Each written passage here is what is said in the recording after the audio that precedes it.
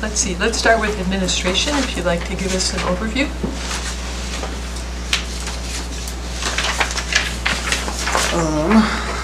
Yeah, first let me just say another plug for the comprehensive plan surveys that are out and about. We've gotten, what are our numbers so far? Yeah, we have 150 people that have taken the surveys. So yeah, good numbers so far. And so kind of our next stretch is reaching out to several of the different community organizations. And so if anyone's listening and doesn't have us on the agenda, feel free to reach out in case we missed you. But we would, still spreading the word and hoping to get lots of those filled out. And for commissioners, you probably saw through the American Planning Association, their training got rescheduled twice, and then they just canceled it because of lack of interest. And so they're hoping to postpone it till, I'm assuming, the spring, but I'll keep you in the loop because I was interested in learning through that process. So I'll keep you informed. Today's discussion is kind of continuing that housing conversation about just, are there ways in the land use code that we could potentially alleviate some of the either development concerns or issues, or just any of the housing issues that Seward is experiencing. And so we kind of specifically put on the agenda accessory dwelling units, parking ratios, and building height. And we included in the packet just kind of all of the land uses revolving around dwelling, lodging, housing. But we don't have like a clear direction, so we can kind of see if anyone in the audience has anything to say. I know Tom Tugas texted me a little bit ago. He said he's driving back from Anchorage, but should be here a little bit late because he's got some stuff he's kind of curious to hear about or share with the group. I don't know if you guys want to start anywhere in specific, or Would you like to explain how this ties in to the ADU discussion? That's just a diagram that Commissioner Hubbard thought may be relevant and may come up in the Okay. discussion. Okay. Just an example of an ADU and a DADU. But I actually toured it when I was in Seattle. They do Okay. a lot of that there. Okay. And they actually have shelved plans that's provided by the Community Development Office for folks to, they're all approved and everything. So they've gotten really progressive with these particular ones. And Okay. I also have if you go to that website too, there's a pretty good layout of their floor area ratios, and they give all kinds of details about if you were to consider a DADU or an ADU on your property. And just for Just another clarification, a DADU is a detached accessory dwelling unit, and an ADU is an attached accessory dwelling unit. And Chair Griswold, if I may, I don't know if it may be helpful for us to just touch on a few of the issues that have come up in our department as we've dealt with different applications and people coming in and talking to us.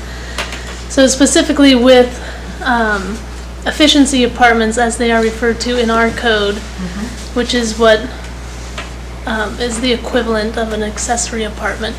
So in our code, efficiency apartments are required to be attached to the single-family home, and it does specify that they are only allowed to be with a single-family home. So efficiency apartments in our code could not be part of a duplex or a multifamily dwelling, just a single-family home. And as was seen by the variance this past year, the main issue that we see a lot in our department is just that requirement in code that it needs to be attached to the structure. So that may be something the commission could discuss, is the reasoning behind that requirement, the benefits, the disadvantages. The other thing that we've noticed or have received comments on is the definition of an efficiency apartment in our code, which does require it to be only one habitable room, which is interesting because this means that there can be no bedrooms in an efficiency apartment. However, our definition for studio apartments does not make that stipulation of one habitable room. It only requires that studio apartments be 500 square feet or less. So that's also kind of a, take it as a will, confusing, difficult thing sometimes for people to work around, where I don't understand quite the reasoning of that discrepancy in code, why studio apartments, you can have bedrooms as long as it's under 500 square feet, but an efficiency apartment you can't. And what are the benefits of perhaps leaving that requirement in code or changing it where the efficiency apartments would only be limited to size? So those are the main ones I'm aware of. I don't know if there's any other that I forgot to bring up, but of course, the conversation tonight is open to however much the commission wants to discuss, what the public may want to discuss, but I just wanted to bring up those points that we've seen. You don't happen to have any history on how those definitions, what they were based on? No, I personally do I assume we not. copied it from somebody else, but Yeah. yeah. Okay, take a look at that. I wonder if the audience would like to speak at this time? Or do you want to just hang in there and listen for a while? You're welcome to speak during our discussion. Just raise your hand. I don't have anything particular that I came. I was just really interested in the subject, wanted to hear what's going on with you guys, and did a little Googling around to see what other communities maybe are doing with this issue, and it just breaks my heart when I come to the council meeting and hear all those people saying that they can't find a place to buy. They want to live here, but they can't afford it. Just figured I'll just say something about it.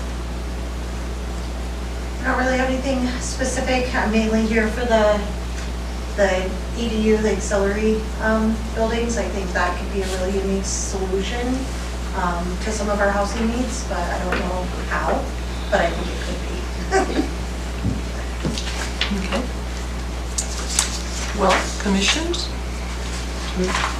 Want to jump in? Rhonda, do you want to jump in here? Because you have provided this document, and it sounds like you're very familiar with them. Well, I would actually, I don't know where this can fit in, but I would think we should prioritize this breezeway and the definitions of the efficiency and studio apartments. We need to kind of upgrade what those are and what those mean to the community of Seward, given the changes, and then also in light of what we dealt with earlier, and a request for a conditional use permit and that breezeway requirement. Variance. The variance, yeah, and I think, I would propose at this time that just go away. I just don't see a need for it.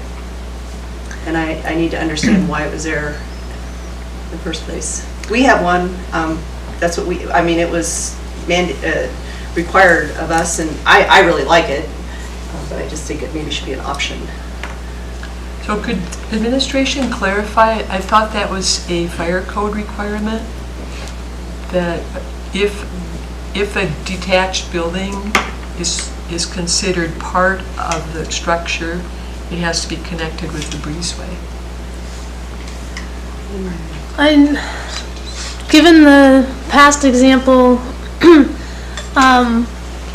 the building inspector did not have concerns with the property owner adding that dwelling unit in their garage. It was our department that ended up flagging it for any concerns due to our requirements in code. So I don't believe fire code And not does building have, code. and yeah, not building code. That's so interesting, because when I researched it, it was across the nation. People were saying, the building inspector requires me to have a breezeway. If I want to have someone living in my detached building, I have to have a breezeway. So I thought it was a building code, an international or national building code requirement. But I personally don't understand how that makes it attached to your house or part of your house. So maybe that's something the commission would be interested in having clarification on. I mean, we can double check with Right. with Jeremy. but, Right. Yeah. But it was nationwide, all these complaints about it. So, yeah, just does seem kind of silly. Yeah, I just don't see the necessity in it. And the interesting thing about that place is that the structure is almost bigger than the house. And if it was considered if we were to look at new rules for DADUs, detached, I don't know if that we'd take all that into consideration as well. But it just doesn't seem that it's necessary, and there's a lot of, you look around Seward, there's a lot of detached, I don't know if they're dry, if you want to call them dry cabins or what, but I just think we probably should tackle that and get that figured out. Oh, the other thing I was going to ask is, does it matter whether they're on their own utility meter or not? Is it are those options or? Yeah, I mean, as far as I'm aware, I think even if something is attached to your house, you could get a different meter for it. There's no like requirements as far as our code or difficulties with the electric, I think, to separate it out or combine them. Okay. Chair Griswold, I have a question. Is there a standard by which these breezeways have to be? That might give us a lead as to why they actually did this, or is it just an arbitrary thing between the two buildings for the breezeway? Is there a standard that might work it back a little bit? It sounds really arbitrary. Yeah. It could be like a seems like garden trellis connecting the two. Yeah, it just seems like it's an unnecessary item that potentially, It's very troubling. Well, it's a breezeway, and with the snow load and everything else like this, it would add an additional challenge, I would think, unless, you have to build it to a certain snow strength or some sort to be able to hold it up. It just seems, maybe it's just for visual appeal. I don't know. It's a covered walkway. It's a covered walkway. It's No, nice. that's what it is, a breezeway. It's like a roof going from the main house to the accessory building. You can, right? I like it because I don't have to shovel. When we met with Jeremy after the variance was denied about like her options, like one of the options the building department is fine with was pergola, which is, I don't think, completely covered, right? So it's not, doesn't even have to be a covered, and it doesn't have to be connecting a door to door. It just has to connect the building somehow. And so again, we can double check with Jeremy, but from that conversation too, he was just kind of like, yeah, this just seems very like arbitrary, and we just kind of felt bad. They were like, yeah, you just have to connect your two buildings somehow. And so yeah. Is that the one in Clearview that was declined? Yeah. Okay, I didn't, that's my neighbor, so I got the notice of it. I didn't know that it was declined. So, yeah, again, like I said, our office, like Courtney said, our office isn't, we're not getting a bunch of people coming up. I want to build accessory dwelling units or apartments, but the people who have come to us about, hey, I want to maybe repurpose this garage or other structure to maybe help with the housing issues. We're like, well, it can't be more than one habitable room, or again, you got to connect it somehow. And then people are just like, okay, that seems kind of just an extra waste of money. One habitable room, So just like, that's like a Studio. studio, like your studio. bed is in that room, one room. Yeah. You can't have a bathroom, You could have a bathroom, but like, yeah, but it can't be like a one bedroom that has a living room and a bedroom. correct.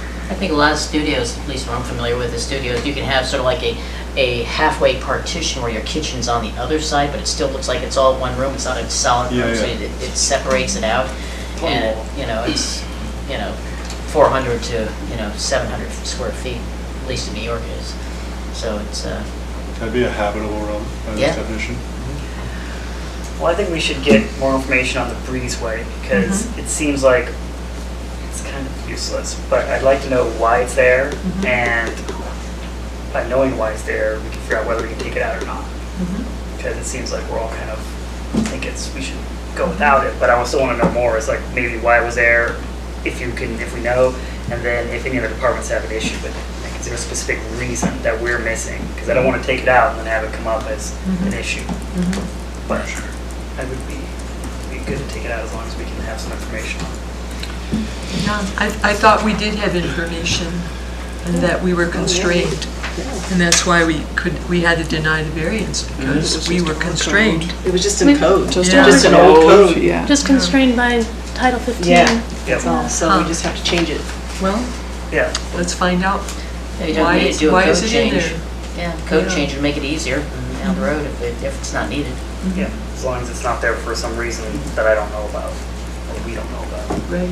Okay, and just so you're aware, for the December meeting, we put a discussion item on there to basically get direction from the commission on next steps you want us to do in regards to the both marijuana regulation conversation and these housing conversations, so we can have that information for that discussion item, so you can kind of provide us some direction. Yeah, I think we should kind of address the issues that the planning department, Yeah. the questions they're getting. So the breezeway was one, Yeah. and then you were saying the difference between Studio and efficiency. studio and efficiency. And it's not, we don't need to, unless the commission wants to address the definition for studio apartments, I think that's fine. Mhm. I'm just bringing up the difference where I thought it was interesting that, you know, when you think of a studio apartment, you think of one habitable room, but that isn't constrained to that. But the Yeah. efficiency apartment is.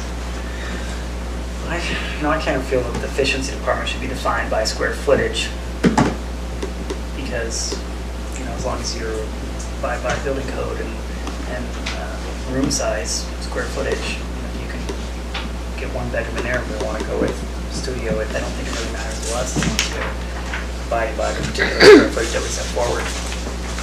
Would this be an appropriate time to look at what the other communities who have ADUs have decided? Because they had a wide range of, I don't believe I saw minimum square footage, but there was a wide range. These ADUs could be huge. Yeah.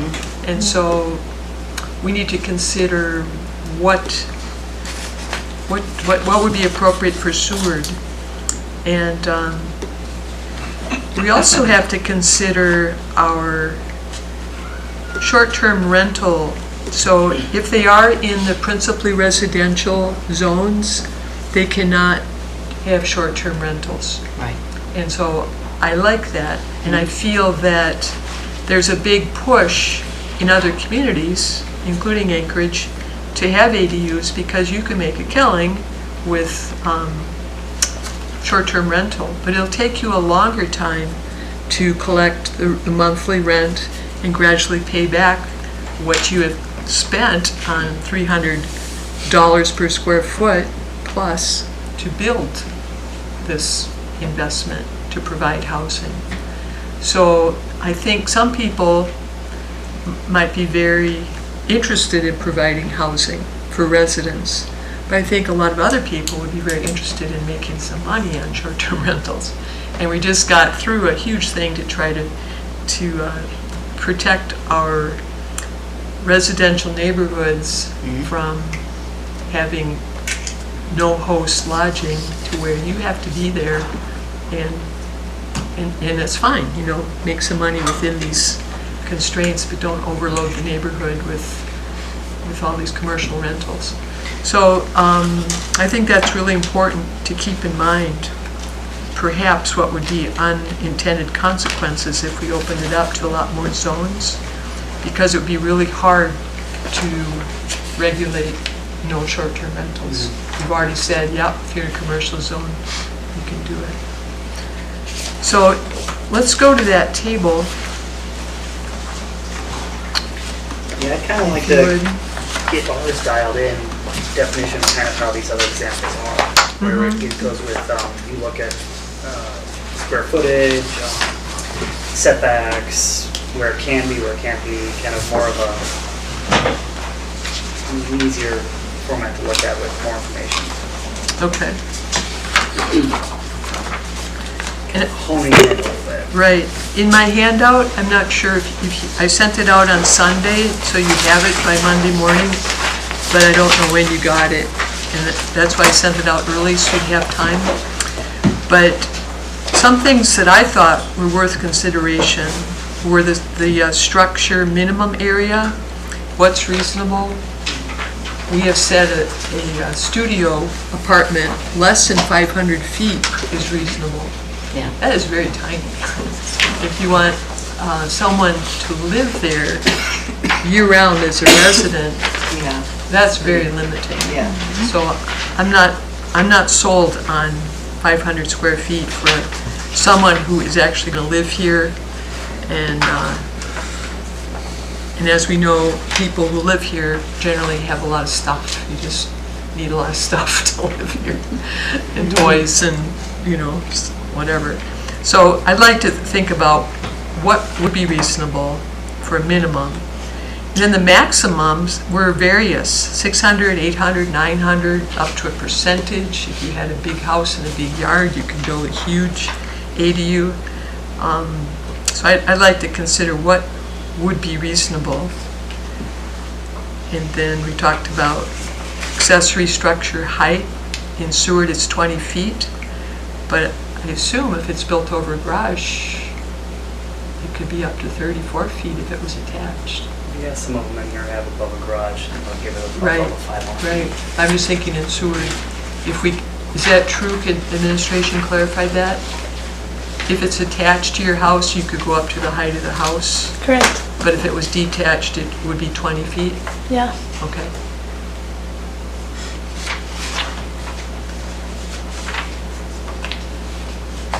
And then Palmer said maximum 2 bedrooms. And then must be served by a publicly maintained right-of-way, not through an easement, which I thought was a good point. Yeah, I like that one a lot too. Yeah. Not being a through Yeah. easement. It's just really important to spell out these details. So would the commission like to focus on any of these points right now? Or just, do you want me to keep going on the points I thought were important to consider? I can throw in one thing real quick. Like Sure. Maybe a question to consider before you get into the square foot, because I think it's a fair conversation to have, but also just remember like the accessory dwelling units, or however we refer to them in our code, would be still limited in addition to the primary dwelling with the maximum lot coverage. And so Right. just keep that in mind. Like, Right. you can start there. It's like, hey, do we feel like that's a good number to Not to exceed the maximum lot. yeah, if you're not So exceeding the whatever you have an lot, option because to then, build. because lots are all gonna be different sizes, if you have a universal set square footage for an ADU, it's gonna look different on a larger lot versus a smaller lot, where if you're comfortable with the maximum lot coverage. Yeah, you need a ratio, I a like the lot area coverage. ratio, floor area ratio, right? Isn't that a better way to measure it? A ratio of the lot size or this lot space, right? Yeah, so you can only build on a certain percentage of your entire lot. Correct. So if your house takes up a certain amount, you only got X amount of square footage to build the ADU on there, that's what I'm thinking. Yeah. Right, Yeah. right. We can give square footage like a min and max, and then also, but not to exceed the lot coverage Right. as in code. So, We can throw both of them in there, because we Right. had a larger area. What is our lot coverage ratio now? 35% 35%. in residential. So if you look at Petersburg, that Right. one's also a 35%, and Yep. they have it laid out 800 square feet, or 40 to 80% of the principal dwellings area, depending on the size of the lot. So something similar. That makes sense So- for us. You take a town lot, is that 30 by 60? 3,100. 100. 30 by 100. 30 by 100. Yeah. In downtown. That's the minimum lot Minimum lot, size. yeah. So 3,000 square feet, so you've got basically, You'd have a tiny house and a tiny ADU if you did it on Almost a 30 lot, by yeah. 100. What's wrong with 50? What's that? What's wrong with 50? 50 what? raises it to 50. 50% lot Oh. coverage for a building, whether it be the main man. dwelling or an ADU. Well, that's a conversation we should have. How much, and we've had this before, how much undeveloped space do we need? And I am a strong proponent of 35% lot coverage because we have issues with snow, with parking. with toys, with landscaping. And I put it in my little document here that one of our accomplishments as a city was to allow 30 by 100 foot lots minimum south of Van Buren. And at the time, we thought there were only 7 lots that would be applicable. And instead, we found people subdividing their larger lots. And unfortunately, south of Van Buren is where we have a lot of historic landscaping. And we've just lost it. It's gone. Because they split the lot, build a house, and then you have, a house and snow disposal and parking and all that stuff. And we lost a lot of gardens and a lot of historic plants. And it makes me sad that we did that. I think it's part of our charm in Seward. We have to really focus on what is appealing to Seward. To me, it's not a city.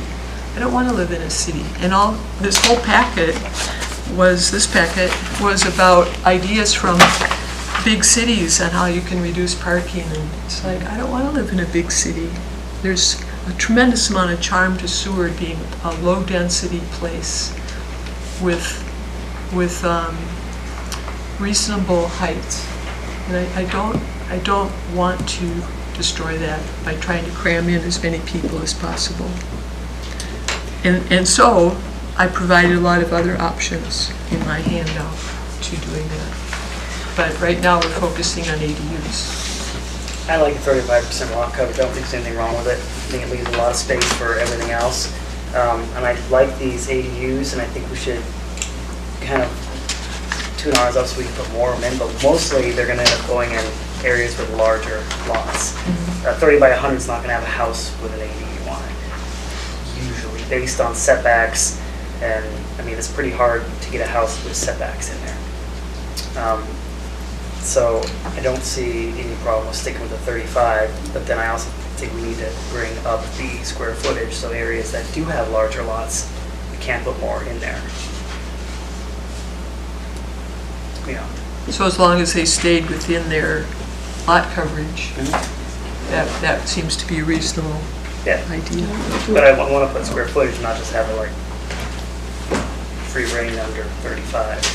Have it between this and this with square footage, as long as it stays within the 35 lot coverage. So what you want to do is define whether it's the efficiency or studio ADU that's going to be there and have a specific square footage in that, so it's consistent all the way through. And then also put in the height, and I like some of the additions here that people add, that other cities added. Like we were talking about, it needs to have its proper access, not through a right of way, or not through an easement. And then make sure that it abides with setbacks. Like, who had that one? I think Petersburg had that. Anyway. I would think those would sort of go without saying, that you couldn't go into the setbacks and the easements and things like this, because the city needs that, for access to a variety of things. So I think that would be just a given, I would hope. So you wouldn't issue a permit to build an ADU if it just encroaching upon the easement or the setbacks. Yeah, no, my whole point in bringing up the lot coverage is like, if you have 35% maximum lot coverage, you know how big your house is, that limits you. On what size? What size you. And so if you don't put a square foot requirement, then you're just kind of erring on the side of letting the landowner do whatever they want in terms of within what's allowed in code. So you could go that route, or, a lot of these other communities have put in defined square footage. And so that would be the decision for the commission to be like, do you want to let the landowners kind of decide what that looks like, or do you want to put any parameters on it under the understanding that it would still all fall under what is currently allowed in code with maximum lot coverage and setbacks? What's really interesting is that the code does allow accessory efficiency apartments in the residential R1, R2, R3, UR zones. To me, that turns single-family residences into duplexes. And I don't know that R1 should be an R2 zone. So think about that, too. Yeah, I think where it's gonna be is another area as Right. well. Find out how big, where, Mm-hmm. and the stipulations with it. And then the duplex townhouse zone, if we allow them there, they would become triplexes. And then the multiplex zones, R3 plus, would become fourplexes and on and on. So think about that as we think about increasing densities, like where would it actually be appropriate and fair to citizens who live here who bought perhaps a single-family detached house in an R1 zone, not expecting to live in a more crowded, duplex zone. I think the intention, my opinion, as I read through this, that in the R1 areas, is that mother-in-law apartment, for family members or something, where, I forget which, that picture of that one woman that was in her family's Right. area, it was either in the garage or up top. And that doesn't affect the overall look of the building, it was internal and the rest, so it looked fine and it was accommodating, but I think that might be, okay, for an R1 area, especially if it's family of some sort, but the next question is how do you distinguish that? And how low will that go on? Yeah, you Yeah, can't. so. Well, there's a lot of people in R1 areas too that are renting bed and breakfasts that have sort of a attached separate area or a basement. It's usually Part of within that. their house though. Yeah, so how is that any, Well, that's not changing the house. It's not making that a single-family home into a duplex, technically. well, some of them have separate entrances and so. Same house. Some of them are out of compliance as well. Well, I don't know. May I ask a question? about Sure. that? Because I have one of these. Yeah. Had one, I don't run it as a B&B anymore, separate entrance, attached to the house. I'm a rule follower, and so I was told when it was a B&B, no cooking facilities could be in the B&B. So if that were now an allowed apartment, it couldn't have cooking facilities? I was told that was a fire code issue. Just curious on that. I think it said you couldn't have the cooking in the rooms. The guests couldn't have cooking in the rooms. I specifically asked the question when I did Right. it and was told no, Right. you could have a microwave. And but- someone said, hey, my guest is making a peanut butter and jelly sandwich. Is he violating the cooking rules? He's preparing food. So that was sort of an extreme. But do you have clarification on that, administration? Yeah, I pulled up the lodging code for bed and breakfast, and it just says that it's an owner-occupied, single-family residential dwelling where lodging with a meal is provided for compensation. So it doesn't, in this portion of our code, it doesn't It say was the like, fire department so that maybe, said that. And is that under the lodging definitions? yeah, since it's under Okay. the lodging, specifically bed and breakfast. And then we have a separate definition for short-term rental, which doesn't have anything about food or Because I was meals thinking, there. what if I were to make that into a long-term rental? I mean, hypothetically, different rules apply, obviously. That would be a good question, certainly. It's R1. Yeah, Did you- it's R1, it meets the criteria, you may have to see if that's even, if it's, the standard, and if you can put a kitchen in or a kitchenette or something like this, then you'd Yeah, probably be sure. good to go. Yeah, there's room at 750 square feet. I mean, I'm not saying I want to do it, I'm just trying to see. that. Devil's advocate. Oh, yeah, you gotta look at all the options. But But But that's this is a why good this- issue to find out about. Yeah, and this is why we're having this, because it's helping mitigate the housing issues and providing more options for housing. And I think it definitely could be considered. Most of them too, I think, if they're gonna do that, they come to the board for a CUP too, conditional use permit.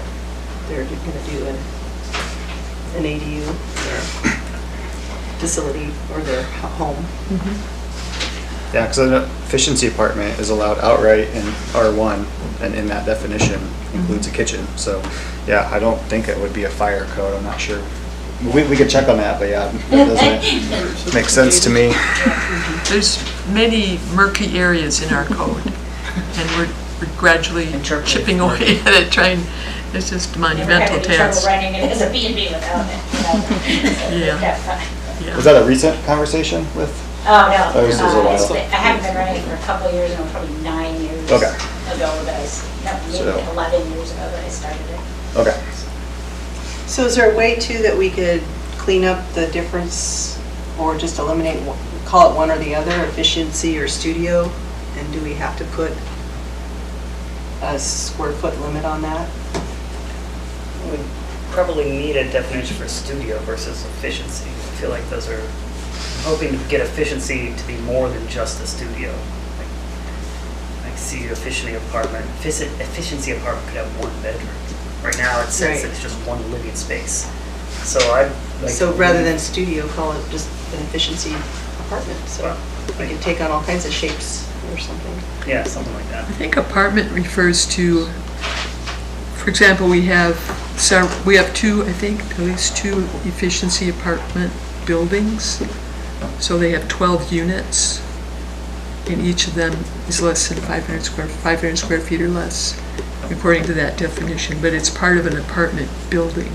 Okay. So that's a different idea than an efficiency apartment that's attached to your house. But I can see where the word apartment can be really confusing, because one, it's part of an apartment building, and the other one, it's a room that's part of your house. So yeah. that could be clarified. See what other So, places yeah, have there just done. needs, maybe in the efficiency definition, there could be a little bit.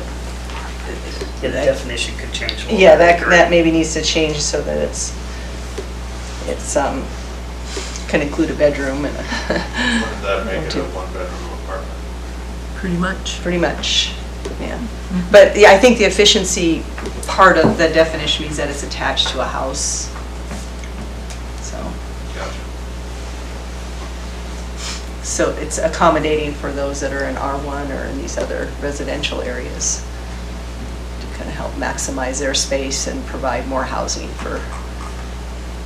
opportunities is the objective. So we could look at possibly renaming, right now in code it says efficiency apartment, which has to be attached to a single-family dwelling. We can look at renaming it efficiency dwelling unit or accessory dwelling unit. Probably accessory dwelling. I think the unit. accessory dwelling unit is better. And get rid of the word apartment, which is confusing. Yeah, let's call it an added. That's a good suggestion. Yeah. Then we should work on defining exactly what that is. Mhm. Kind of like the other cities have done, that where you have examples of a little cleaner and clearer. So the efficiency dwelling unit sounds like a small ADU, right? So would we rather just adopt the accessory dwelling unit definition and then using that as the umbrella, define it minimum and maximum size, lot coverage, height, parking to our code? Fine with that. Does that make sense? Yeah. And then we're not dancing around all these Yeah. different, Yeah. different Just terms. displace it. So why don't we think about having accessory dwelling unit be part of our code? And then how would we like that to fit into what we have already, which is accessory efficiency apartment? And what we need to change about that. Well, it's different than efficiency apartment, the ones we already have. So that one should stay the same. And we should change the ADU. So how is the efficiency accessory apartment different from an ADU? No, I would think that we already have some of those in town, so we should leave that one and then just look at changing this ADU, redefining it. You don't think somewhere. the existing ones would fit into a new definition and limitation? We're looking at just displacing it. So have two definitions, one for efficiency and then add ADU and define it. The question is, why do we Correct. need efficiency if we got ADU? Well, I just want to we have an efficiency apartment, there are a couple of them, don't we? And so, Those are Complexes. studio apartments. studio apartments. Right. Okay. Yeah. Okay, so we can keep So this- we're separate, those are in the commercial Efficiency. zones? Yeah. So we could keep that, Yeah, studio okay. apartments. Okay, I just didn't want to leave Right, that area. right. So we're gonna keep the studio apartment definition, and that's commercial zones. Mhm. And the ADUs, I think, in Seward would be In the residential, residential would be replacing the accessory efficiency. that would make it cleaner, I think. Yeah, that sounds good. Right. Okay, all right. So they would kind of be on the same page as all these other places that have ADU code, and we need to consider what we want our code to reflect. And that's where I pulled out what I liked about these codes. I'd like a min and a max square feet. And keep our percent coverage. And the intent, of course, is long-term living. So is 500 square feet enough for one person? So, although our studio apartments are 500 square feet or less. Do we have a minimum on that? Could you charge rent for someone to stay in something 100 square feet? Yeah, I don't believe there's a minimum, and You looked for housing in July? Yes. the building, That sounds like a cell. I think that the visitor buses that come, they're usually a Mercedes chassis, and they have like coffins, and the people slip into their coffin to sleep at night. It's like, is that what we want? I hope not. yeah, I So know the building code does have a minimum, and I don't recall the number right now, but that would be it was good to pretty nail low, down. but there is a minimum that they require. Right, Title 15 does not have a minimum. well, Doesn't have a but we minimum. could require a minimum. For these, yeah. It's 500 square feet, just a good place to start as a I'm base. fine with that. Yes, with ADU. Yeah. As a For minimum Yeah. amount, for our new 500. ADU definition. for the minimum? Up to. That's okay. I had a niece that was overlooking Central Park, and she had it 400 square feet, and they were both doctors, she and her husband. And they were living 400 square feet, so, I've heard about places like that. yeah, but pretty small. We don't Are you want it, suggesting 500 as a minimum? right. Yes, Yeah. Okay. for an We ADU. have 337 square feet, and we have people stay there all winter long. Mhm. So, no one's complained. It has a queen-size bed, has a full-size bathroom, has a full-size kitchen. So, I think 500 is a little aggressive when we do make 337 square feet. But do they live there year-round? Not year-round because we make money in the summertime. but Right. They do very long winters. Do they have RVs and boats and snow machines and bicycles and kayaks? And I mean, they could. I mean, they do all those things go inside a unit? No. Right. Right. I want a place where people can live, you know, and living to me means having access to your toys. 'Cause Right, but that's- you're not putting a kayak inside your limited living space.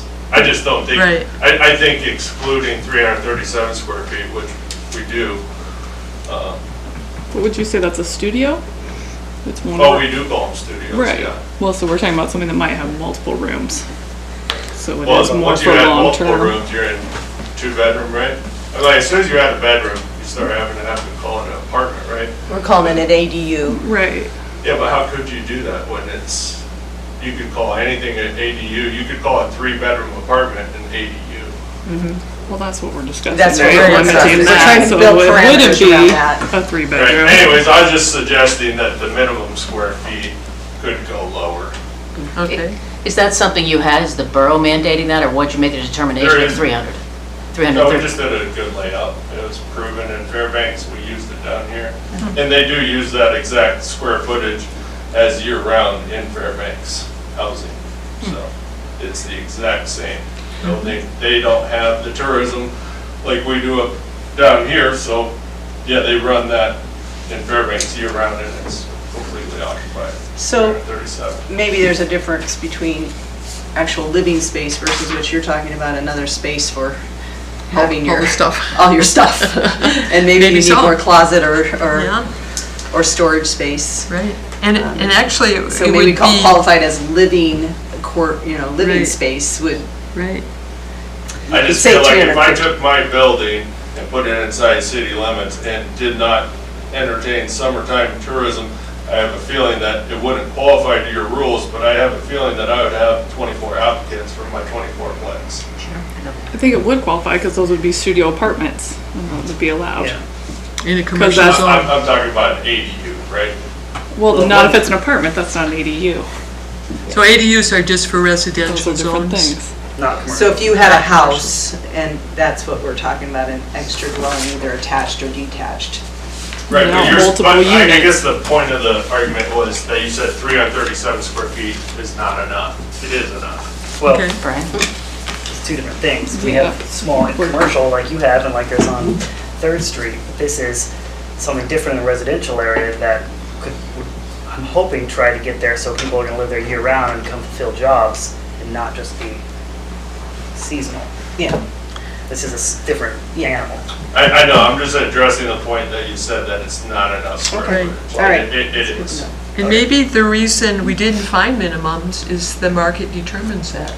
So if you build a 100 square foot ADU and nobody comes, you'd probably want to make it bigger. But if you have 20 people saying, I could handle that, you know, I don't have any stuff, I'm a single person, I don't have a dog, I have nothing, the market would maybe determine if that size was adequate.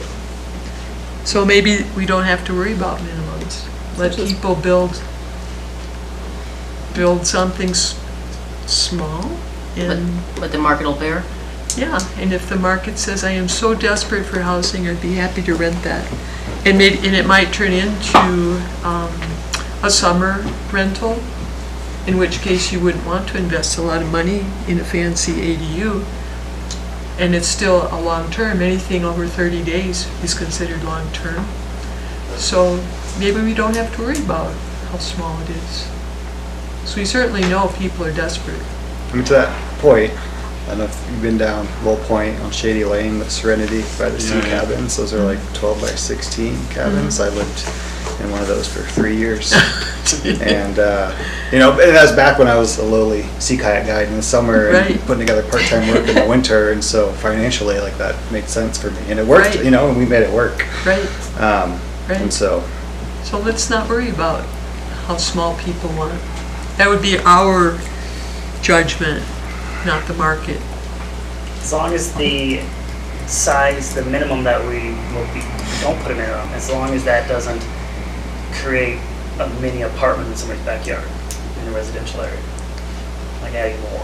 I was gonna say, so limited to one. Yeah, You get one Okay. ADU per lot but the Okay. size can, or Okay. property. I don't know. 'cause Yeah. they have Is there a multiple limit right lots. now on ADUs in a property? Like, can you have more than one? So that is an interesting point because right now, there technically is no limit on how many accessory structures you can have on your property, and there is no limit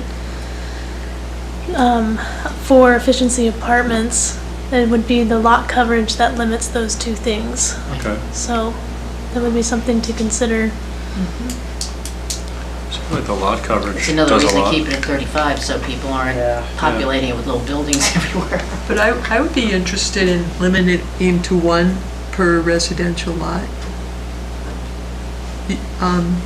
Because it's really interesting, our code doesn't have a limit on accessory buildings except for lot size. So you see a house and then there's 3 or 4 livable buildings, you know, and they're ostensibly using it for storage.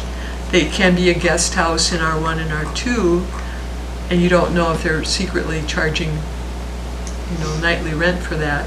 We just don't have enforcement. But instead of having a property fill up with tiny ADUs, I'd rather just, in the residential zone, I'd like to see just one. I think that's plenty. And they could still do a B&B in their house, so it's a lot for a residential neighborhood where you expect to live in a single-family home and know your neighbors and not have to wade through, as we do, we wade through people that they're not your neighbors. I don't know. Not everybody's my friend. I think also too is you have you have to worry about parking. You know, how much parking availability is on Right. around these areas too. So that's a consideration. Because I'm Right. sure with ADUs, you're going to have, if somebody's going to be living there, they're going to have at least one parking space available. another thing Enough we have land to for get that. to. Yeah. Right. Well, I like the minimum square footage, but if you're limiting it to one, then I'm fine with no minimum and Okay. putting a maximum. Right. Yeah, what about max? No, We man. haven't got there yet. What do you think the max should be? I don't know, I mean, if no minimum, do you need a maximum? We got the 35%. 35% coverage. That's it.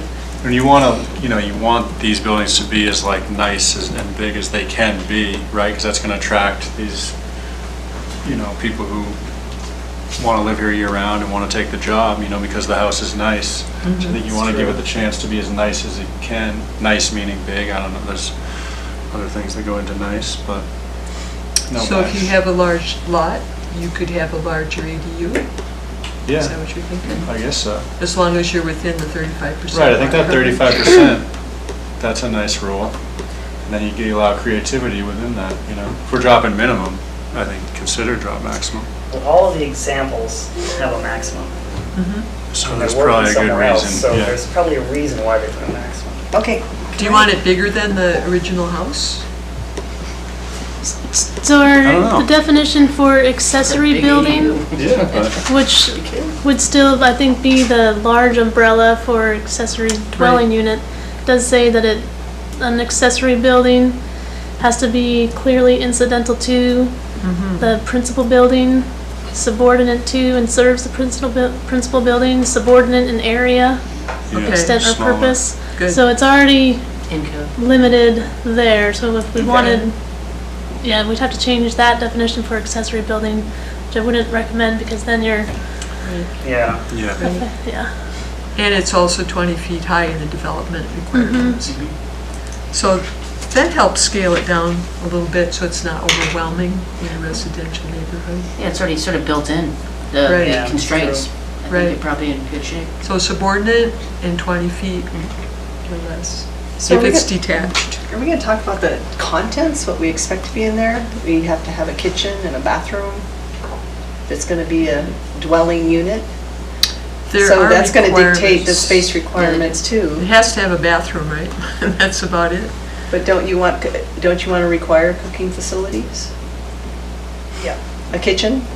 It would be Or a nice to kitchenette? make these. Yeah, Although, the definition, microwave, the definition right now does say which includes combined kitchen, Yeah, it's right there. dining area, accompanying sanitary facilities. So Okay. Yep. we okay, can make sure the That's already definition there. continues that verbiage of, right. That seems reasonable. Mm-hmm. And then, go ahead. Sorry, I just want to come back to the minimum real quick. Mhm. I hear what you're saying, and I agree, I've lived in very tiny places before, and you do make it work. Mhm. But I'm wondering, is there a set, like, a part of the population that we're trying to target with these AUDs, ADUs? Because I'm thinking, I have a couple of units that are outside of city limits, they're about 500 square feet.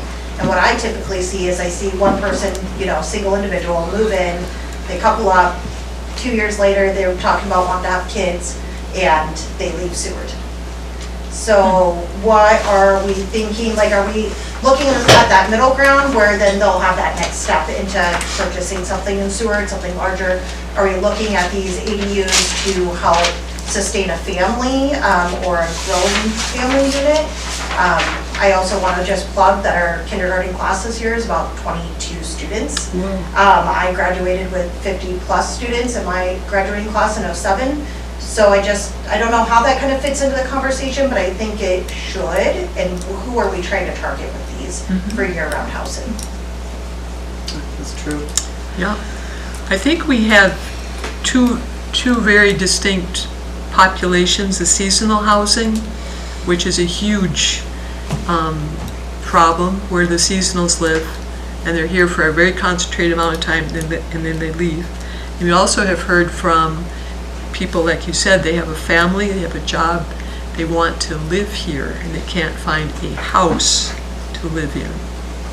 And so I recommended that the city build more studio apartments and 2, 3, and 4 bedroom apartments, which I think would eliminate the out-of-town purchase of our homes. We can't regulate that, but 10% of our housing is owned by people who don't live here.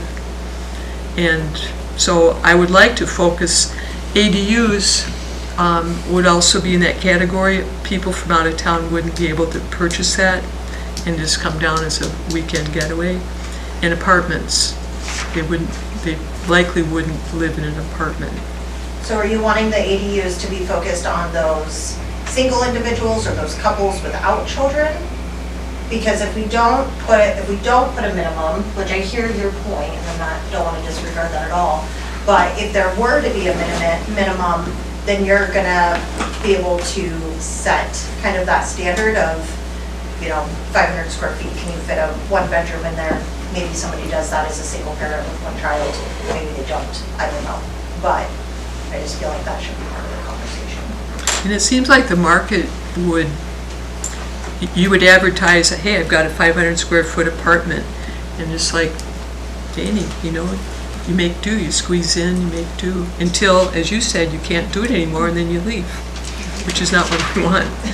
So this is, I think, just one approach. If we expand our efficiency accessory apartment definition to become an ADU, and then some of this, the market's just going to have to see. And I don't think you can really force a person to build a big ADU. At $300 a square foot, we're probably not going to see a lot of really big ADUs come up. That's a lot of money. Well, do you think it's more important to have a minimum square footage or a one per lot? Because if you own the lot and you can only have one, you're probably going to put the largest that you can afford to put on there so you can rent it for more. I think both of those kind of get the same direction, but they're same place but two different ways. So, which one do you think's better? I would have to think of that. Yeah, It's a lot to think about. I think given what they're defining as a dwelling unit with the, need for a kitchen and dining and a bathroom, that I don't even think we should worry about the minimums and concentrate more on the maximums. Okay. We just leave the minimum alone and just say you can't make it more than 50% of your home or something, or your home size. A percentage would be good, because you could have a tiny house already, as we do in town, a lot of small houses. And if we specify 900 square foot ADU maximum, it might be as big as the house, because that's just the way it is. But it won't matter when it needs supposed to be to. smaller. It is supposed to be Yeah, small. we already have it coded. So it And could the be lot coverage 800 will help keep it Right. small, Right. so. I think you look holistically at the housing issue, and that great presentation Nicole Lawrence gave, right? The new apartment complexes, 2-3 bedrooms, like, we're gonna have to hit that in another avenue, because ADU is just based on lot sizes, and, that's not the niche we're trying to hit with this. This is more from our office, people coming to us saying, hey, I'm curious about developing a current structure, new ADU, but they have these roadblocks, and so it's only gonna hit a small percentage of the issue, but if we can make it a little easier for people to develop ADUs, then, that will house some of the, it's piece at a time kind of thing when it comes to the ADUs. But I like that the article that we put in the packet was supplied by Jeremy, who is the building inspector, and kind of just reading the kind of the background of the aging population, and now that I'm lucky to have a home, and if I were to have an ADU, like, that's kind of first and foremost, like, if I have a parent or in-law, like, or my daughter when she gets older needs somewhere to live, because housing is really tough. But in the meantime, it'd be nice to be able to rent something out. But I don't think ADUs are going to solve the 2-3 bedroom issue. Right. We'll have to attack that in another way. But We could do one per lot, a percentage of coverage that we have, and then 50 or less percentage of the current home on the lot, and leave it at that, and let the market kind of take care of that. Keeps it simple. Right. We say 1,000-foot max, which is pretty big and probably not possible on a lot of lots, especially downtown. Just what I think of course. It gives people a lot of options. So 1,000 foot. So here we have 1,000 foot, 1,000 square foot max, no minimum. I would say, again, a percentage of the house. I like the Because some percentage. houses Or are like percentage of 3,000 house, square right. feet or 4,000 square feet, so, So 50% of the house? yeah. And that's a 2,000 square foot ADU. Oh, yeah. pretty big. Oh, yeah. Pretty big for an Gotta have a ADU, land then you could for get it. into that 3-bedroom. Then we're gonna have those families. moving. Yeah, exactly. Like, Oh, that's just yeah. not what I picture for an ADU. I That's not picture that more your long. oldies and. Sorry. Just have the land and it's the same coverage. Right. You already have a home on that lot, Yeah. so you still have to buy, 35% coverage will still be in there for the lot. Okay. Yeah, I don't know. It's hard to imagine, like, It's that would very crank hard in some to- numbers, right? Yeah. On some of the we lots. have our- Sure, go basically, 50%. We don't Turn have the it into map up there. duplex. We do Yeah. have, yeah, I know, suddenly we have duplex density in an R1 neighborhood. And then We there get was, our ones out I'm here. not real happy about that. and then there's also the question of, it has to be residentially, there was some, or some of the information given to us requiring or not the owner of the property and the dwelling has to be there. You can't just Right, buy it as an investment and rent it out, I guess. Right. And- Yeah, that was in one of the, is that Palms or? And Yeah, some, it's Palm. some discourage that, to not put those stipulations in there, but I think it's probably a good idea. I would like to have that. said owner required to occupy either the ADU or the principal dwelling. Right, yeah. So Yeah. I've seen that with short-term rentals. The family moves into a tent in the yard and they rent out their house. So that's sort of, that's reminding me of. They Yeah. move into the tiny house, Yeah. they squeeze, and then they move Yeah, back right. for the winter. But we're trying to get this to be long-term. Right. Kodiak also said no short-term rentals, which Right. we have restricted in our residential zones. But I don't know if I want to be 50%. If it's a large house, I don't want another big house on that property. Well, you want to set a hard square footage, 35, Yeah, 40%? That's a tough one. or do you want to keep it in Well, percentage and bring it down? She said 1,000 square feet. You also have to consider lot Max. coverage. If you have a large Yeah. house on a lot, you can't, especially if it's Right. downtown here, you're gonna have a tough time putting two large Right. things on, so that might answer a part of it. Right. There are larger lots north of the lagoon Yeah, in north of, residential. yeah, and they have a slightly different, Wouldn't square that footage just than the rest. be counterintuitive to pretty much no one's ever gonna build a 2 or 3 bedroom, 4 bedroom, put a maximum on it, Maximum bedroom? maximum square footage. Well, that's what we're talking about, whether 1,000 or a percentage. Right, so like I used to own 8-plex, and we had 3-bedroom apartments, and they were all over 1,200 square feet. Those are tight 3-bedroom apartments. Yeah. So I think if you do put a maximum square footage on it, you're never gonna have an opportunity for someone that wants to build a larger dwelling unit. Yeah, I would say a percentage. I kind of like just the very basics of the 35% lot coverage, and whatever they can do, they can do. Market will bear it.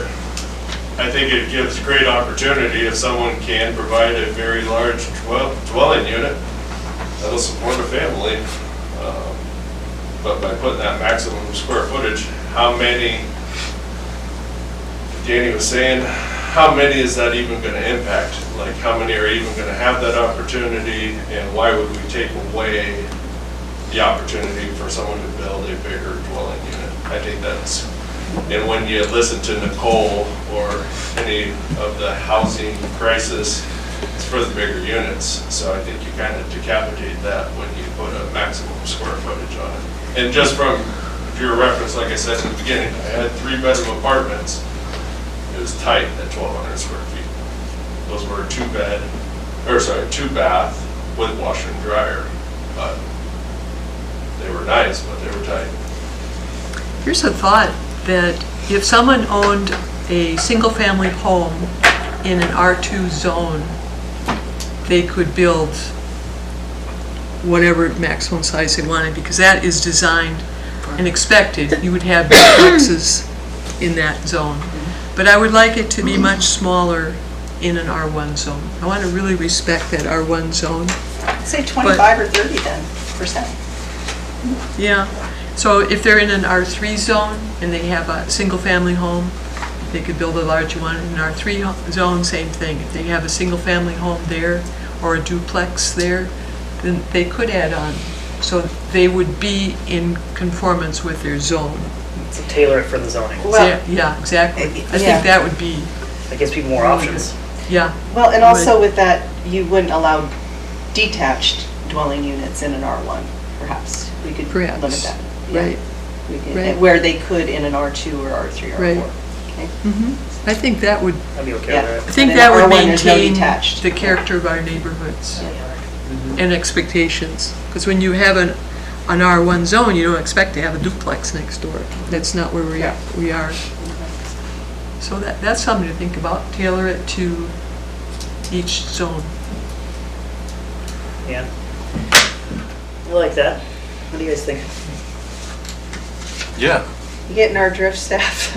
Yeah, we spent over an hour on this topic, so I feel like Yeah, we got I think we got enough enough to kind of Parking. do some, give you some direction, right? Cleaned up the breezeway issue. Yeah, figure out the breezeway. We had the breezeway requirements, cooking in a B&B, efficiency apartment, dwelling unit, wet one bedroom, so modify that to ADU. I just have one thought with the size. If we allow detached accessory dwelling units, then those will be pretty easy to self-regulate as far as they have to be subordinate in size to the single-family home. But if we don't have a size limit on the accessory dwelling units and someone adds it to their home, there's nothing there that would restrict how large that could be, because now it's not, there's no parameters to say that it's smaller than or subordinate to the single-family home, because it's part of the single-family home. So that's where it would get a little bit tricky, and where you would end up with duplexes. I think In a we single said family. one, the lot size. Coverage. 35 coverage, 35%, and then also a percentage of the main dwelling. That would be the maximum. Does that help? I think you still could run into problems if it Problems. was part of the house. Because I think that's, right now, what's regulating that in code is that it's not more than one habitable room. That's well- what's keeping these efficiency apartments within a single-family home Well, the small other- in size. The other thing that we didn't, I don't know if it's noted in code, but in addition to the kitchen, the dining, bathroom, that there needs to be a separate entrance. Right?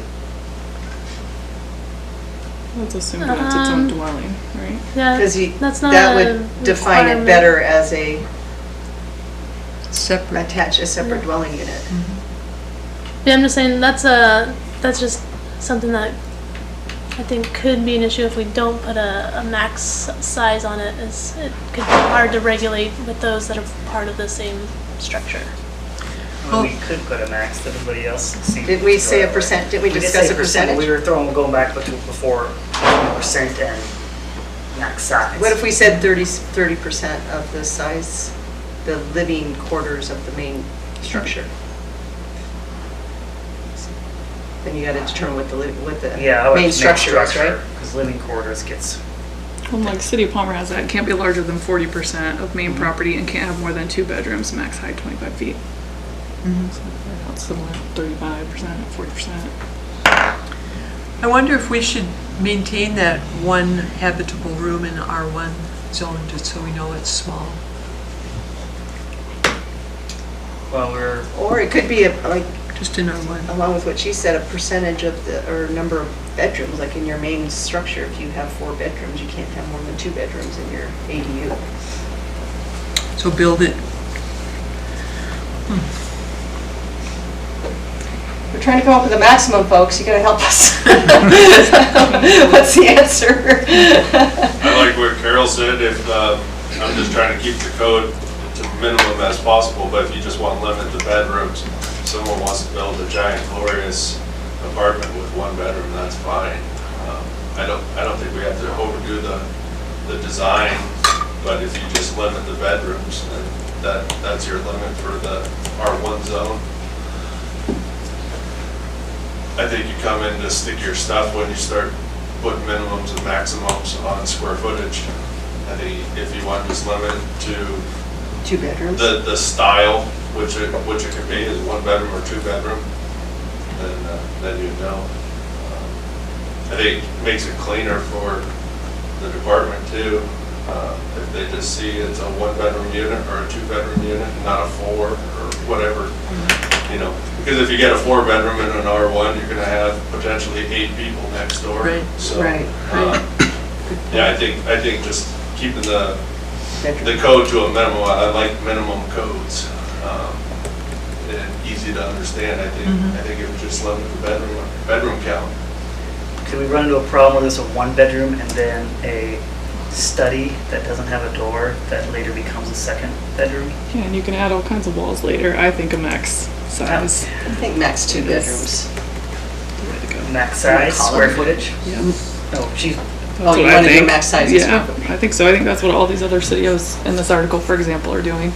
It makes it so And- we don't have to argue about what a bedroom is. Agreed, and I think that's not, we're not the building department, you know. The futon on the floor, Yeah, Makes it Yeah. clean. Right. This is the square footage added up for what you want in it. right. yeah, You want 2 With bedrooms our that's max smaller, fine. 35%. You want 1 bedroom that's big, fine. right. Did you threw out 1,000 square I feet? did. We could go, I see a lot of 8 to 900 square foot, which 6, still seems 8, pretty, like that's a 725, small dwelling, 8, in my 9. opinion. Are we still speaking R1 or We need are we moving from to, R1 into the others? we need to, I believe, refer to R1. Well, we need to respect the residential Yeah, I was gonna say, zones, this is all make it of for them. all ours right now, I Right. feel, But before we micro. because we allow duplexes in R2s and because we allow triplexes and more in R3, I think those could be treated a little differently. Of course. But R1 is just a single-family dwelling, so what would look and fit in an ADU in R1 single-family? And you don't want to defeat the purpose of what the intent of an R1 Right. is. Exactly. So if you're going to do one, it'd be 1 bedroom realistically, Yeah. if you're going to do that at all. Yeah, and the reminder that like accessory dwelling unit, it's a smaller accessory. We're not trying to build a duplex Right. and make Right. that. It's a mother-in-law Right. apartment or. Then when you small look at our house. bed and breakfast code, it's up to 50% of the bedrooms. So if you had a huge house in R1, 10 bedrooms, you could have a 5-bedroom rental, Which is not, it's unfortunate because you didn't buy Right. you didn't buy a single family home in an R1 to Right. next to right. multiple. So I don't really want to duplicate that No. pattern. But perhaps, have we given you something to chew on so we can keep going with the other ones? Okay. Yeah. And of course, commissioners, if you have some more questions or suggestions in public, they're wonderful at receiving those. And before we move on to parking, does anyone have any thoughts, further thoughts on EDUs? It's like, when you think about 500 square feet, of course, when we built the 10-plex or 10-unit apartment on 3rd Avenue for Providence, we originally had 650 square foot units, and then when I brought it to planning, they said, no, you're limited to 499 square feet. So that's why all of those units are 499 square feet. And yes, they're occupied year-round with various people, mostly from, 6 of the units are dedicated to Providence, and there's people in them, like I say, year-round. But 500 square feet, and that's when you start talking about having a minimum 500 square feet and a maximum 500 square feet, is very restrictive on what you could, and quite on. I'm a big proponent of apartment buildings like Nicole. Of course, I got Nicole talking to my ear all the time, that, people come to Seward, whether it's a school teacher or somebody working at the Sea Life Center or whatever, and they want to rent an apartment for the first year, and there's virtually no apartments available in Seward. And I guess my opinion is we're not going to solve the housing problem in Seward with ADUs. We need to address the apartment building issue, and if we say an apartment can't be more than 500 square feet, can't be less than 500 square feet, you know, it's just very hard to, and that was the bind I ended up in on, with the 10-unit apartment on Third Avenue, was, it couldn't be more than 500 square feet, so they ended up with 499 square foot units. And that just brushes off some rust too. I believe Cole's successful 12-plex there is far less than 500 square feet. I remember when Give Maddich saying how nice Tom's place is compared to his, and they're year-round. So I don't think we need a minimum. I think his is actually smaller than mine. I think his is less than 337 square feet. And we're also talking about apartments now, and not. The apartment's not an Right. ADU. I'm just giving an studios. example Right. of what people Not can two afford to bedrooms. live in and Right. how they make it work. Right. I agree, we need more apartments. So is the apartment discussion part of this, or is this just ADUs? Well, we're talking housing. The It topic can be. tonight is housing, but we did have a focus on ADUs as a potential part of the solution. But yeah, I have many other ideas, but I don't think we're going to get to them tonight. But yeah, unless the commission would like to stay on this topic, or do you want to move on to parking and height? I'm sorry, go ahead. I was just thinking, I would like for the administration to be able to digest what we've taken and then bring it back to us, because we've thrown a lot of stuff at them, and I want to be sure we're consistent with what we've agreed upon. Maybe I'm, I think there's an awful lot of things that we need to consider, and I'd like to go on to parking and height.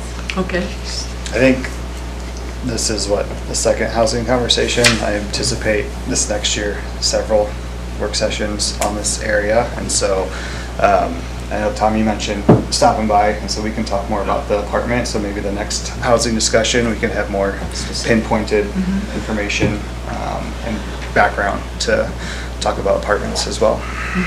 But really, the discussion about apartments is actually a zoning question, because right now, the reason there are no apartments is because there's no land that's zoned that would allow you to build an apartment.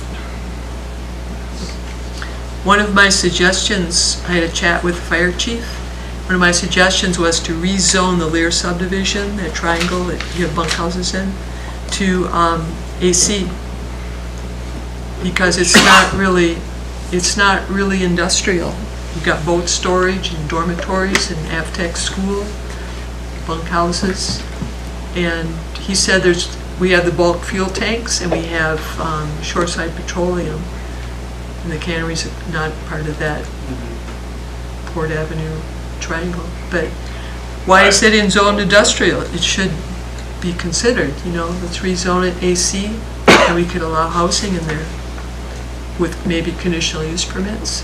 But a bigger picture, look at our house, and we don't have any heavy manufacturing going on there, and I don't think we want heavy manufacturing. We've got so much housing in there, it would be detrimental to the residents.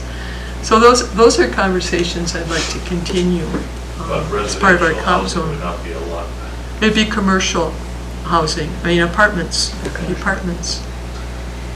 I would hope that there would be more opportunity in more zones to allow greater than fourplex. Viability, if you want to get lower rents, more affordable housing, you need to have a larger complex, 15, 24-plex with larger apartments in it. And I've talked to staff, there's nowhere that could ever happen. And I think there should be a lot more opportunities that if you want to help the housing crisis and get lower rents, more affordable rents, I think that zoning could definitely look at certain areas that this would give more opportunity to get better quality apartment buildings that give larger units. But you have to consider more units than 4. That's the part of this commission, I think, that needs to address is where can you do that and give more opportunity. Otherwise, it's never going to happen. It's not going to be addressed. Nobody can come down here and propose a 24-plex, 15-plex, all 3-bedroom units, because there's nowhere to even start that conversation. So I'm hoping the public works facility, where it is now, could be considered for an apartment complex like that. And also the industrial zone across the bay.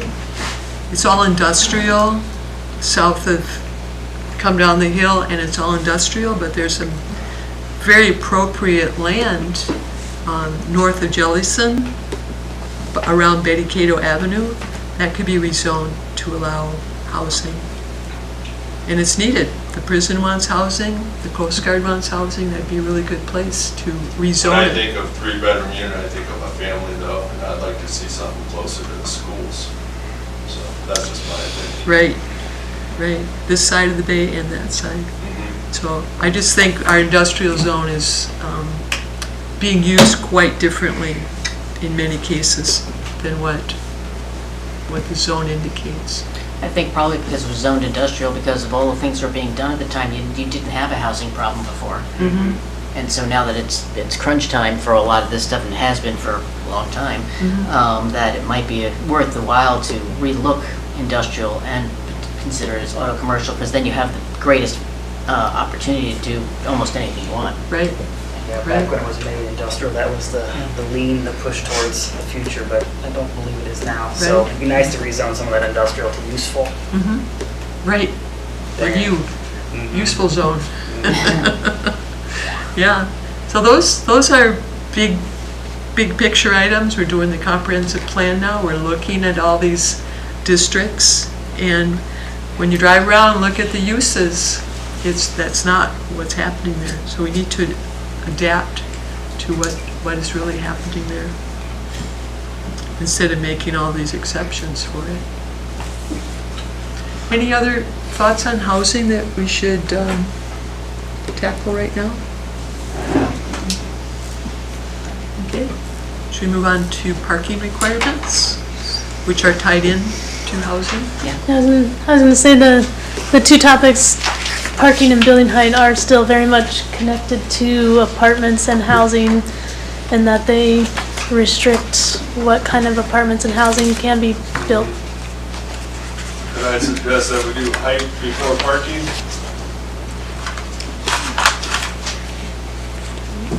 Yeah? I don't care.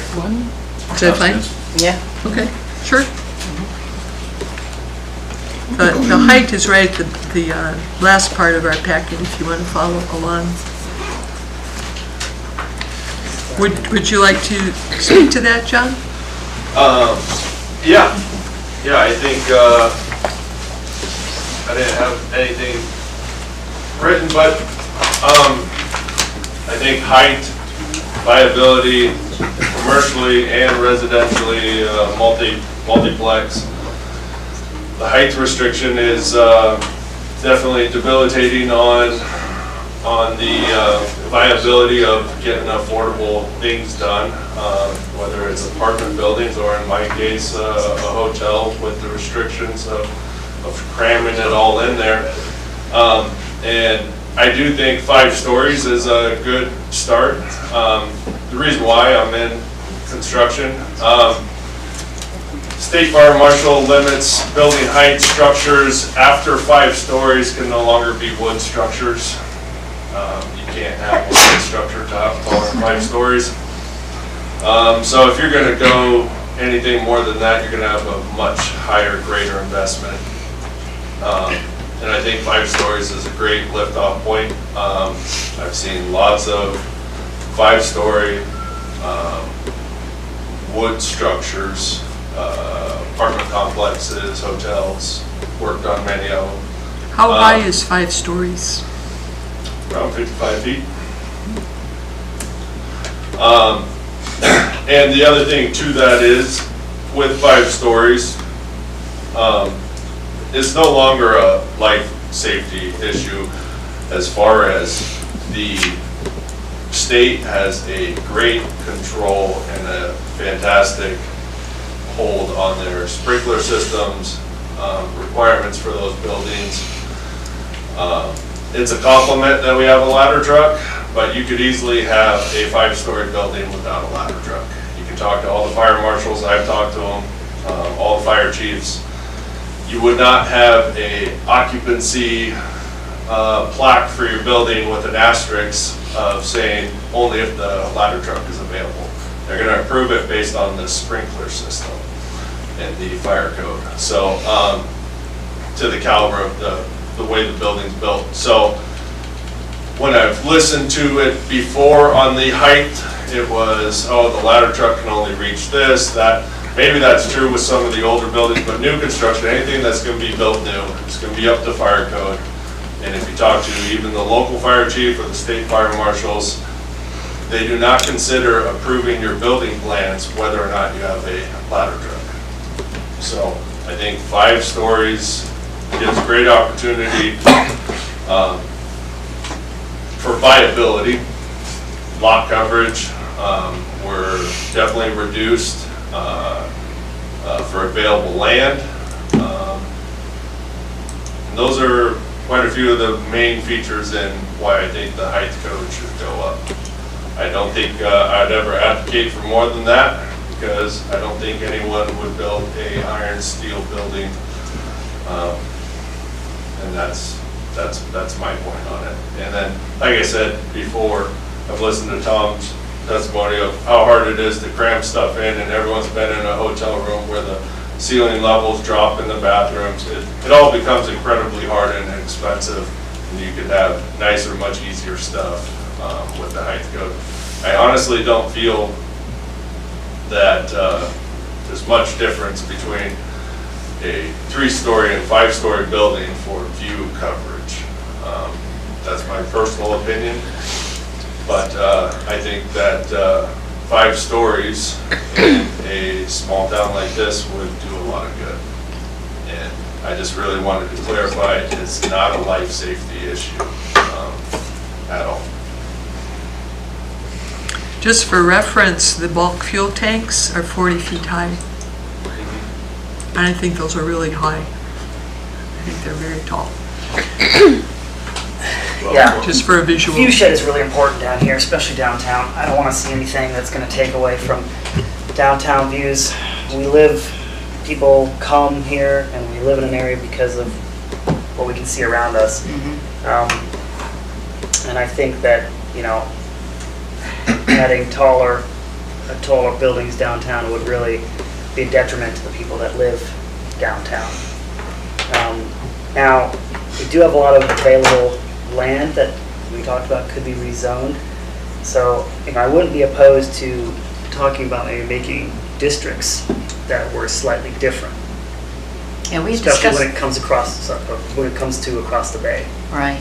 I think we also discussed one time, maybe a couple of years ago when we were doing this, they were looking at possibly the height requirements different as we get back, away from the, the main area, the downtown area, so we can keep our historic look, our old, the older look in the small town. But if you're further back, whether it's toward the mountains where you can build or anything else like this, if you build something that's taller, you're not obstructing anybody else's view. Yeah. So you could have it there, and so you could still continue to see out. I think I recall that discussion somewhat. Yeah, there was a view shed plan or a program, I think, Something. the whole administration looked up for us, and it deals with the view everybody has, and as you move away from the water and as elevation rises, buildings can rise. Yeah, I think that was because Juneau had sort of something along those lines too, Yeah. that, that they considered that. Because Juneau looks in a lot of ways like Seward, because the mountains are like right there on top of folks. And so if the taller buildings are in the back, then they're not obstructing anybody's view. I mean, I just know from the Legion, we look out and, love them to death. Jerry and Jolene built that house right on the lane, and it's like, gosh, you can't see anything. I mean, that's just sort of, it was a great house, but I'd hate to have a bunch of those peppered through here that are tall in various heights. Yeah. If we could, organize it to some extent, that it's a logical progression as you move forward, then it would be orderly and would look reasonably well with that kind of structure. Yeah, views are important to people here, especially in the wintertime. Nobody wants to be in the shadow. Yeah. So if you think about the Gateway Hotel, virtually all of the hotels in Midtown Anchorage are 4 stories.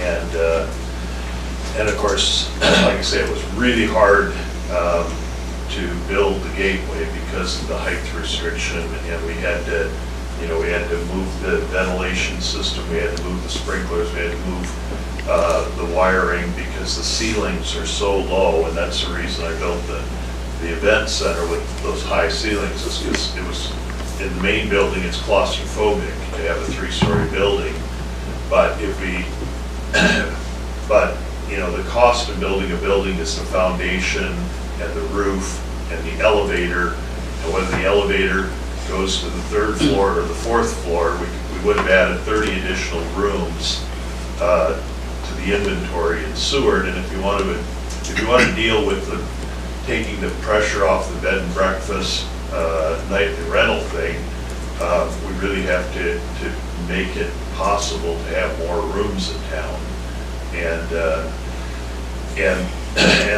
you know, when you drive by that down 3rd Avenue, look at the gateway, and if it was 10 feet taller, it wouldn't hurt anybody's view. I mean, the people up on the cliffs see way over the top of us, and we're not blocking, obstructing anybody's view. But if the height, if we had a 50-foot height restriction, we could have put in a 4-story building that could have been built with conventional methods instead of special methods. You know, like I say, the sprinklers, instead of coming down like this, they have to come in from the side. We can't put ventilation in there because there's no room between the floors. So, yeah, the height restriction is definitely contributes to the lack of accommodations in town. And so I really would encourage, and when Chief Kreitz was here at the last meeting, he said there is no restriction from the fire department. It doesn't make any difference to them what the height restriction is. So, yeah, I definitely think that should be opportunities for higher heights. I'm not saying downtown necessarily, you know, if you do the cutoff at A Street or wherever you want, but anyway. How high is the Gateway Hotel? It's the max, what is it, 34 feet to the middle of the roof. So Okay. the way the code reads is the height restriction goes not to the top of the peak, but to the middle of the roof. And so we didn't do it, but you could make a really high roof, and you could make a 50-foot roof, but you couldn't fill it. And so yeah, it's a funny thing, but it goes to the middle of the peak of the roof. Yeah, the chief went over it last time. I think everybody knows it's not necessarily that health and the safety, especially with that fire truck. But I think, you know, that's where we get into trying to figure out like a view shed model I'd like to see, because you're right, if you're not blocking anybody's view, but I don't want you to block your views and shadowing people. So we can look up Yeah, I mean, just kind of Do you remember frame looking it. through that Yeah, model, the view shed model? I think they put one together. in Seward. Yeah, a couple demonstrations. Was there one, are you thinking of the one they did for the bench development? 'Cause I think in the presentation for there, I they thought we had- put one together kind of last time we talked about this, but I wouldn't be opposed to looking at one of those and then maybe over districts where height is slightly different. Yeah, I'd What's everybody say else think? 50 feet easy if you're on First Avenue. As long as no one's building behind you. I remember do you remember the telecommunication tower discussions? That was a number of years ago. I'm sure some of you were on that commission. Yes. And we were thinking, oh, if you look on the map there, against the mountainside, that'd be a good place. And I, for one, said, no, that's terrible. That's our view shed. I don't want to look at our beautiful Mount Marathon and Race Point and see a telecommunication tower sticking up there. Because you'd have to also clear around it and you have to have lights on it. And it does, we could camouflage it and have it look like a fake tree. Well, we know how fake trees look, not very good. So I didn't think there was any place that would be appropriate to have a huge, high thing, you know. Everywhere we look, it's beautiful. And then as Nathaniel pointed out, sunlight, views, privacy, view shed, density, congestion, and parking. That's why I would not want that. However, if we look at SMIC, if we rezoned the industrial zone there to AC, for example, or another appropriate zone, so that we could have housing, maybe that would be an appropriate place for a taller apartment building, higher than 34 feet. And have to, if they're gonna build a lot of stuff over there as far as buildings and things like this, they're gonna have to do, I'm still thinking they may have to do a traffic study, because that Nash Road is a hot mess. Yeah, but that can be That's figured out really true. later. Yeah, Yeah. oh, it can be, it would have to be, Yeah, it because would have to eventually, yeah. My couple lots in particular downtown, I can't imagine anyone losing any view shed from 34 feet to 55 feet. I can. 13 Fifth Avenue. Yeah, I think there were people that came in and testified, How's talking that? about that they were concerned about their view. Well, they're concerned about the current view of up to 34 feet, right? But I'm talking about increasing from 34 to 55. Which would make their concern even worse. If I'm blocking them at 34, I'm blocking them at 55. But you might not be blocking them at 34, but you would by blocking them at 55. That's what I just pointed out. If I'm blocking them at 34, I'm blocking them at 55. I started by saying, anyone I'm blocking at 34, I'm not blocking any additional people at 55. You have to consider the historic district downtown as well, and the scale and the sense of community. Overall look at town. Yeah, these pictures in here of Anchorage, I don't want to be Anchorage. I don't want to be this Well, huge can I dense city with tall frame this buildings. a little bit, because I mentioned last time, Claire did a bunch of research for the other viewshed towns, and Seward again is unique in that we're kind of the only one that's got that set limit at 34 feet without any kind of exceptions, minus the one in the harbor, which is even lower at 26 feet. And so I think there's like two avenues. There's one is looking at these other viewshed towns, and they have different limits for zoning districts or based on conditional use permit, which I think would be an option. So I think that's something we can kind of delve into. But I think the other part is that 34-foot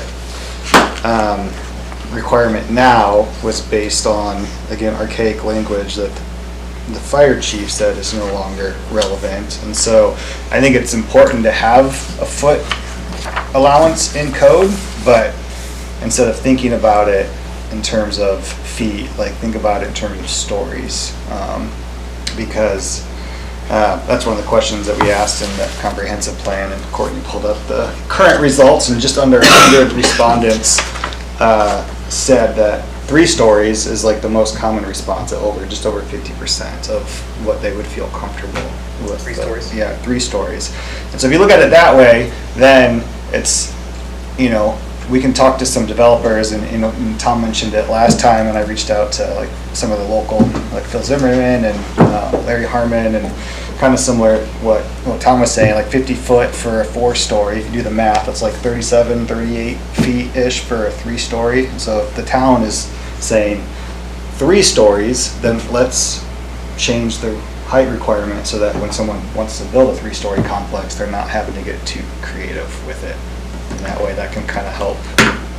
Would 37 feet help you with would have helped you with your Gateway Hotel? Yeah, it would have made, well, for one thing, if you walk down the halls in the hotel part of the hotel, I know most of you don't go into the hotel side, but they're really low ceilings. And yeah, 3 feet, it would have been another foot per level, but it also would help us with the number of rooms. It's something that Stephen Sewell talked to me a lot about is, how do we get more rooms in town to take pressure off of the nightly rentals? And so,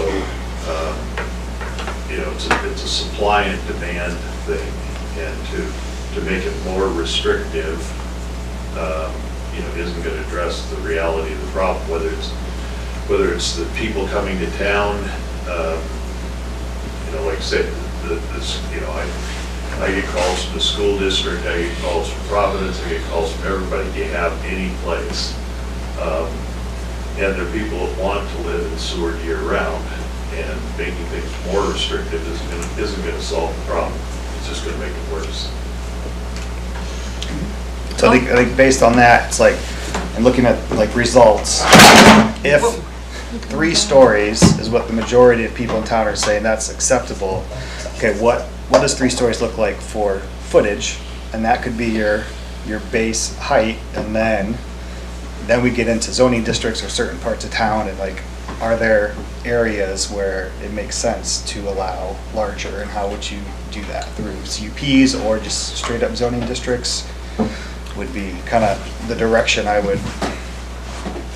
Were you saying 37 feet is the maximum base, and then other districts could be higher? I'd want to like talk to more developers about like how can you build a 3-story complex without getting too creative that makes developers spend extra money, Yeah, I don't like the extra costs. right? they're And so talking whatever that about. number is, like it would only be a shouldn't few put that on feet them. taller than the current base, and that would align with what we're starting to see from the comprehensive plan surveys. Like 3 stories is kind of what people in Seward like are comfortable with. Yeah. So that's your base. And then that way someone who does do a future 3-story complex doesn't have to get creative. But that leaves the room for the commission to look at certain areas of town and say, hey, are there certain areas where it makes sense to increase that with a CUP, or is there an entire zoning district that it makes sense? Yeah. So, I think a zoning district would be good, because that would make it clear across the board, because, when you have somebody's CUP as an individual kind of thing, and they'll just, then you can gets a little murky on that. But if you've done an analysis and looking at a zoning district, what's appropriate, whether it's a 55-foot level or something, apartment thing, then we'd have that. Then we know within this parameter, that would be that. And I think a zoning district would make it be very clear right from the start.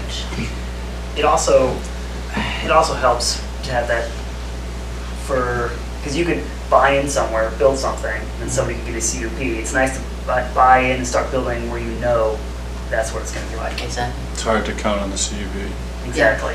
You have a chance. The zoning district, When you're I think. investing. Yeah.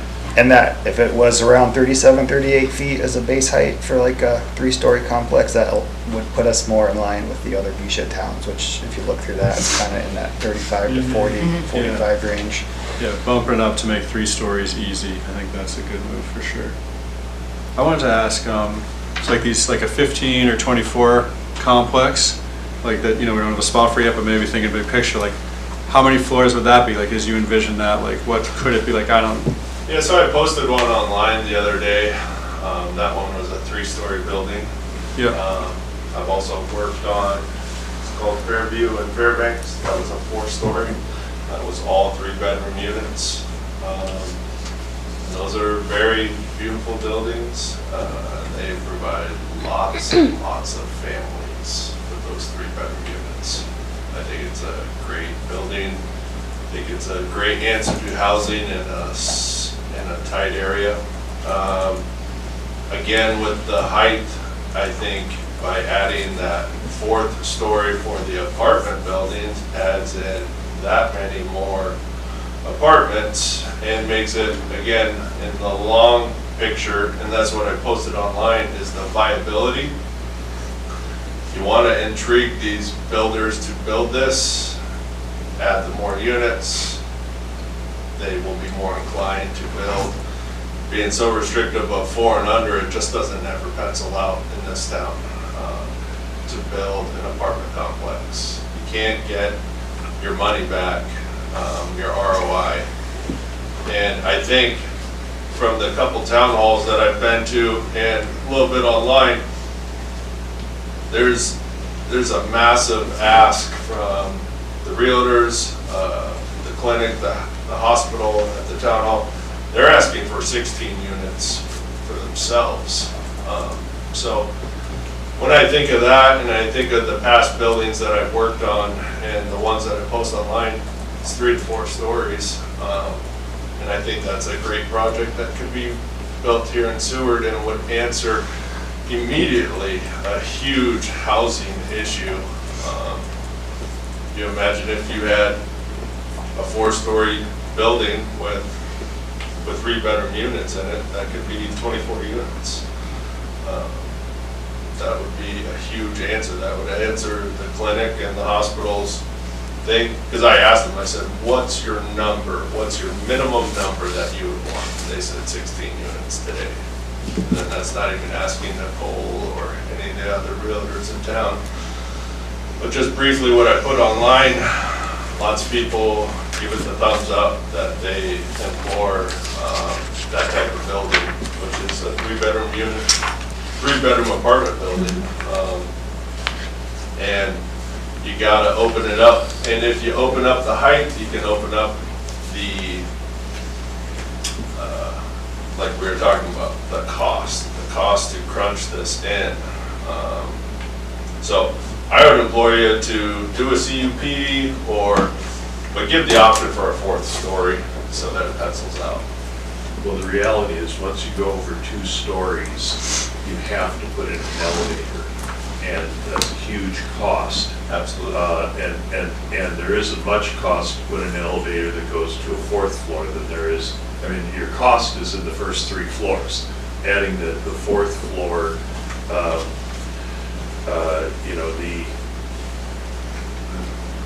we put in 2 high-speed elevators at the gateway, and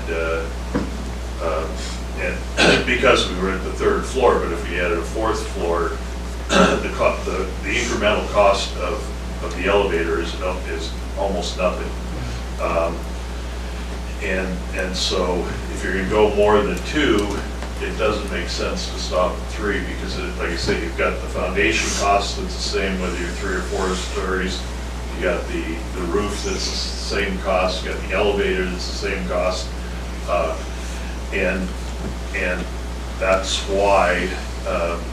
And cost is a huge part of this housing issue. And right now we're doing this giant experiment up at I don't know how many of you have driven by the lots up at Hilltop where the 4 houses are on them. I would implore you to go up and look at them. But that's kind of a joint venture between Cole Peterson, Mark Mooter, Joe, and myself, and we're trying to build family houses at as inexpensive a price. None of us are putting any margin in it because we want to figure out exactly what it's going to cost us. And I will commit that I will share a spreadsheet with you that shows that flooring was this much, cabinets was that much, excavation was this much, and when it's all done, we'll know exactly what it costs to build a family home. And when I talked to Cole and Mark Mooter, who's building it, they said if we can build 4 of them at the same time, then we can, bring down the cost per square foot. And yet when I talk to builders about building houses, they say there's only one profitable market for a builder in Seward. That's to build $400 square foot homes with giant garages that people can store their boats in, and that's the only. And then people from Anchorage will buy those for $1.2 million all day long. But of course, people who live in Seward year round can't afford a $1.2 million house, and so far every single one of those lots. Well, the Coast Guard bought 12 lots at Hilltop, and Rural Cap bought 10, but so far they started selling them in June, and they've sold 55 of the 78. Nice. They've either sold or, and like I say, all but one of them, there's one person who was raised in Seward. His family still lives here, but he bought a duplex lot. He's building a duplex for rentals, as a rental. But every other one of them are year-round Seward people. And and when we're done with this, we'll have a good idea what it really costs to build a house in Seward. I think we're gonna be able to do it for less than the 300. I'm hoping we're talking about 220, 230. But they're not gonna be fancy houses, but they're certainly gonna be nicer than you know, the doorway houses when they built those. Just put exclamation point on that one. The elevator is pennies for that extra story. And all those buildings that I posted and that I've worked on, they're all elevator accessed multiplexes for apartment buildings. You have the same price for the electrical connection, same price for the plumbing, sprinkler connection. You're literally just adding one more story, but you're adding all those viable units for, say, $10,000 more on the cost of a $150,000 elevator. It's a very small margin. And it's a no-brainer for viability of that answer to building. It'll definitely help your margins. And I think that's, the goal is to get more viable buildings in town. So it sounds like from both you that fourth story is key, just focusing on big apartment complexes, which we've identified, I think, as like a help to the housing crisis. But Seems like- especially if you have an elevator, yeah, absolutely, which, you know, and I think those are very common buildings where I'm from in Fairbanks. Because you can't even do that big an apartment complex with 2 stories, certainly, or 3, and then there's the issue of 3 becomes a cost thing.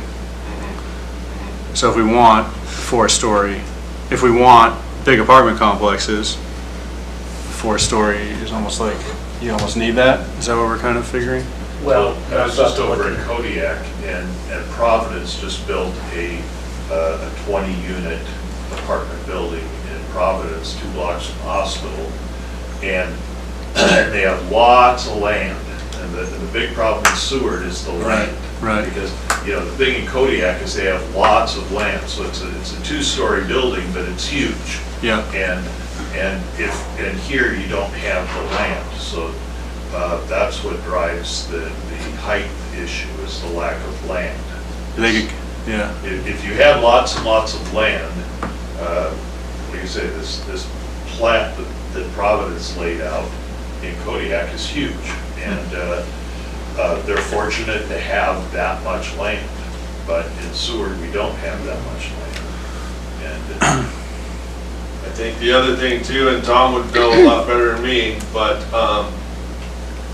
we're a little bit behind the 8 ball. We're in a housing issue. We're in towns behind. We're growing. This town is getting way more visitors than it ever has, and it's going to continue that. We have huge contracts guaranteeing way more visitors. I think if we address it now and open it up, we could alleviate some of that pressure that's going to come on locals too.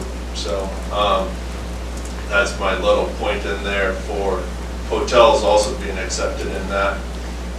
We get a lot of tourists. Our tourists, just in the small time I've been here, I posted something online in the 7-8 years that the hotel industry has grown 65% revenue-wise. I don't know what the tourists, how much more tourists that is, but I also did work with the SPDC. It's a hard number to track, but there are certain ways that they can track it. And I guess where I'm going to that is, how many tourists do we think are coming to Seward? I was pretty shocked when I found out it's 1.2 million. That number is only going to grow. We're going to have much more ships. We're going to have much more visitors. It's a constant growing thing. And I think for me personally, adding more hotel rooms is going to help out that issue that's coming and is here and is going to continue to come. I also think that we're going to need more families here. As this industry grows, this town grows, I think we need bigger buildings. I do think we need bigger buildings. And you're not gonna stop this town from growing. If you look at my little chart, I guarantee you, no one thought 65% growth in the hotel industry 8 years ago. Because I don't think there's a single town in Alaska that's had that type of growth in an industry.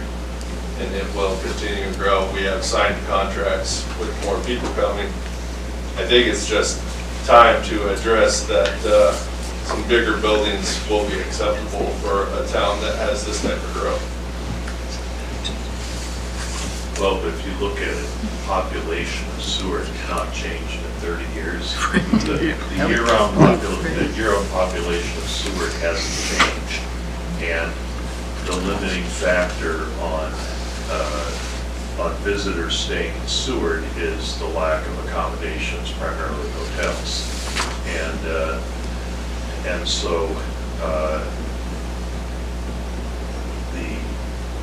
so I don't really expect a lot more visitors to stay in Seward, only because, I mean, the reason that I ended up in the hotel, I didn't want to be in the hotel business, it's just that people couldn't go out on our boats because they couldn't find a place to sleep. And so, you know, what's going to happen now is by 8 o'clock in the morning, 70% of those people will be on buses headed for Anchorage. So it's just because the ships are getting bigger doesn't mean there are going to be more people in Seward necessarily. True. I think it's sort of interesting, it's because being here, I started out in the early part of the lodging industry with bed and breakfast and things back in the day, and they were just begging for people to open up their home. I think because there was like the Breeze Inn, none of your properties were there or anything else was around, and the Van Gilder and a few other smaller ones, and they were just begging.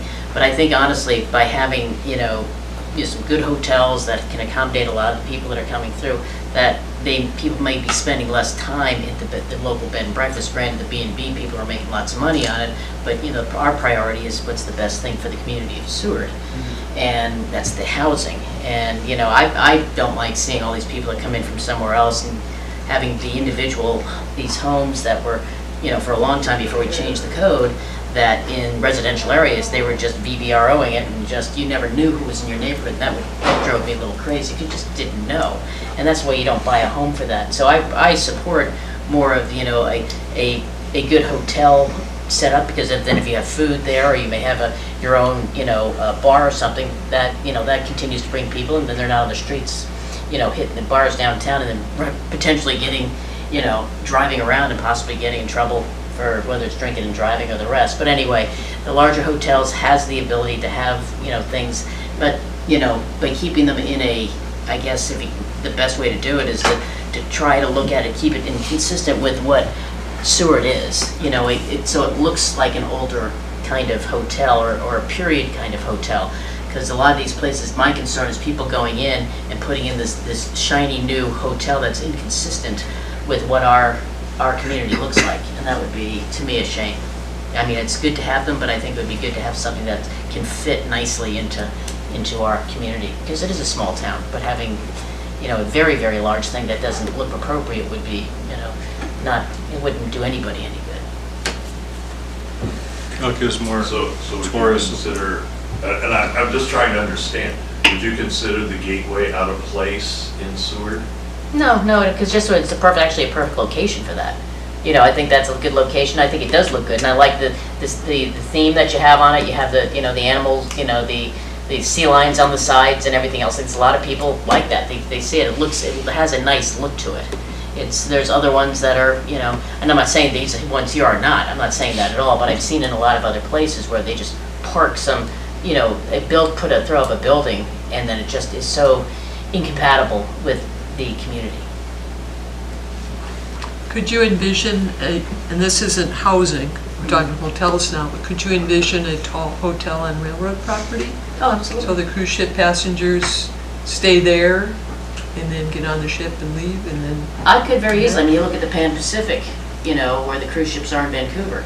It looks good, it fits there, it's not blocking anybody's view shed. You wouldn't be here because it's down further off of that property where you're looking at, you know, converting some of the industrial area to, Right. you know, auto commercial. I think that would be a pretty good place for those things. And they would also probably force Port Avenue to dress up a little bit more. You know, maybe there'd be more resources put there, because Port Avenue can be a little scary if you're just coming from some small town in the USA and you see all these, you know, all these carts and stuff going back and forth. You just probably figured you're in an industrial area of some sort. But if you have a nicer area that's there, you know, hotel and everything else like this, you can possibly pop up other stores, you know, other, you know, shops and things like this, and it would bring the whole nice feel of the harbor back around a little bit, in my opinion. Well, and it does relate to housing in that hotels are in the direct market with the Airbnbs. We want to combat that Okay. in a marketplace instead of a regulation trying to get them out. I think that could drive it. There is studies, if you couldn't work with the SBDC again, that the hotel market can affect the Airbnb market. And if we can affect the Airbnb market, it can turn back into more residential if we hurt their pencils a little bit. Well, that's the important thing, is to have something more available housing. Bottom line is, for short-term rentals, most people are used to hotels, and Airbnbs are nice, and that's a new trendy kind of thing, but it still hurts our community because people can't get housing, and people with a lot of money come in and buy all these homes up and jack the prices up because they can get all this fast money over the 4-month period that's here. So I'd rather have more homes for our people. Yep. The majority of people in town don't particularly want their views blocked. Right. So I think that's very important. I think we're not going to solve height here anytime soon. We have to come back to this again, but I also think it'd be important to look at that zoning, you know, it's like the industrial area. I think it'd be a great area. I'd like, ever since I got on planning and zoning, I've said we should put stuff change zoning across the bay. I've been fought all the time about it. But I think more importantly, we try to open up some zoning for something other than industrial, which we're not going to use as industrial. And also, once that's done, look at making that a district that's slightly different in their height and usage. Sure. But I think that needs to get opened up first. Absolutely, get the zoning done, taken care of, then if something's going in there, and we can put some, determine what's the best thing here, and then keep in mind the view shed concept. Yeah. And then if we can protect that, which is what people like, then we might get a win-win across the board, and people can put, you know, taller hotels in, or whatever needs to be there Or to apartment accommodate. buildings. Or apartment buildings, yeah, in any of those But you areas. also have to realize that all of the industrial area of Seward is on leased land. So, which drives up the cost for anyone trying to invest in a piece of property that they could never own. And, you know, for example, where the Gateway, or where the Harbor 360 Hotel is on railroad leased land. So I pay the railroad $15,000 a month forever to have the hotel on their land. And of course, all of the industrial land in Seward is owned either by the railroad, the city, or the Lear family. And so that, and if you have a fairly short lease, you can't, I mean, the reason that Spick grew alders for 30 years was because they had a short-term lease and nobody could justify investing in building a decent building over there on land that you could only lease for 25 or 30 years. And then the city ends up owning your building at the end of it. And so there was a bunch of junk over there for 35 years. Still is. Still is. Well, there are, you know, there's some nice buildings over Right. there now, but those are all the ones that have the long-term leases. I think too, the muni land plan, we have an opportunity to look at that, you know, we ongoing, and usually, you know, once a year, that because that's the time when we look at it and recommend whether we retain it or retain for lease or sell. And there may be things that we may eventually want to look at. I know there's a lot of people that says, well, the city makes more money by leasing things, but if it's hurting the community across the board, there may be segments of land that we choose to recommend to the council to sell. I mean, the administration's already sold one piece of land that was right on the highway there And for, you know, I mean, it does support the community, but I think that's a, you know, that's something we may want to, you know, that's an argument we need to have, because if we can't turn all the industrial to, or we can turn industrial to auto commercial, but then again, the argument there, if somebody wants to go in and build something, but they don't own the land, it hinders people quite a bit investing all that capital into building something that's going to help the community, just for at least piece of land. True. And, you know, I know we're getting a little sidetracked here. This is good. But Yeah. I liked, I've said it multiple times, that this land that the city owns, the people own. And that leased land makes them money, keeps taxes down. The more we sell, we don't have any more. So the more we sell, the potential for taxes to go up later is a real thing. However, land that's sold for homes, I think, is an okay thing. But commercial, I'd like to keep it leased. I understand, you know, the limitations, but you can see down the harbor area that even with the limitations, it's working well. Well, it is inhibiting investment, because if you can't own the land, you're not going to invest in it, and you're not going to pay sale. You know, the city of Seward operates on sales tax. It doesn't operate on lease income. And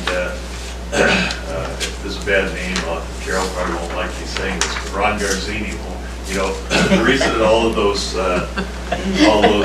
little boardwalk things behind the harbor master's office, the reason they're all two-story buildings, and when Ron Garzini was the city manager, I remember very specifically saying, we want you to build big buildings because we want you to go into debt so that you have to generate lots of sales and pay lots of sales tax. And he said, the bigger the building, the greater the chance that you're going to be given these lots. And or you know, so they would put those lots out for, and we were in this room, and Garzini was saying, you know, we the city of Seward live on sales tax, and so if people are able to own a piece of land, and the reason that I built the Gateway where I did was because I made payments on that land for 15 years. Because it was one of the very few pieces of privately owned land in the area, and so I built it there because I was able to buy land, and therefore, because you can own the land, then you could justify going to for one thing, banks won't loan you money on leased land. They want something else as collateral. That's why nobody built over at SMIC for all those years, is because if you have a 30-year lease and you want to put $1 million building on it, the bank is going to say, well, we want some other piece of property as collateral because we're not going to loan you money against a short-term lease. We do have 99-year leases For over like there. $1. Is that yours? I have one. Which seems When I signed that pretty lease, good. it was very strange, because we went from 25 years to 99 Right, years. right. And my daughter Rachel was in the room with me, and I was signing that lease, and it expires in, I believe it's 21/16. Because I was signing it in 2016. I said to Rachel, Rachel, even you aren't going to care about this. Yep. But Banks it's should still like better that. it's still much better to own than have a 99-year lease. Oh, yeah. And the lease goes up every 5 years, but we did build a $1.2 million building on that we never would have done if it was a 30-year lease. And one of the problems with the city code, or the city thing, is that if you do build $1 million building on a city piece of property, theoretically, at the end of the lease, the city just takes your property. Yep. So I have a question on the height restrictions. Can we distinguish or allow the height restriction, or the height, say up to 40 feet or so, just if it qualifies as a multifamily dwelling or a hotel? I think other cities have done that. Excuse me? I think other cities have done that. So you want just. Yeah, make so it- it'd just not be across the board 40 feet, but it'd sort of be a quasi CUP, but that height restriction is only allowed for, Meet certain criteria. yeah, they have to meet Building certain type. criteria. And qualifications, namely being either a multi-family apartment dwelling or hotel.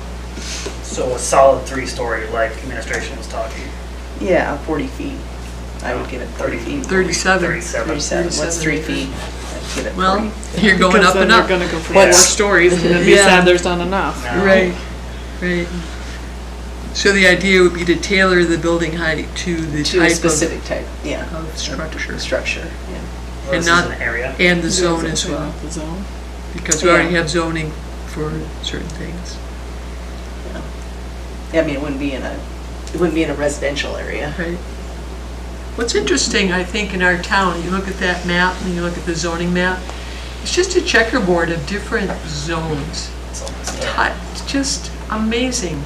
We have these little micro zones, and Spot zoning. it's almost spot zoning. But most of it's residential. When you see Nathaniel's pulled up a zoning map on his laptop, where you see red downtown, auto commercial, there's houses.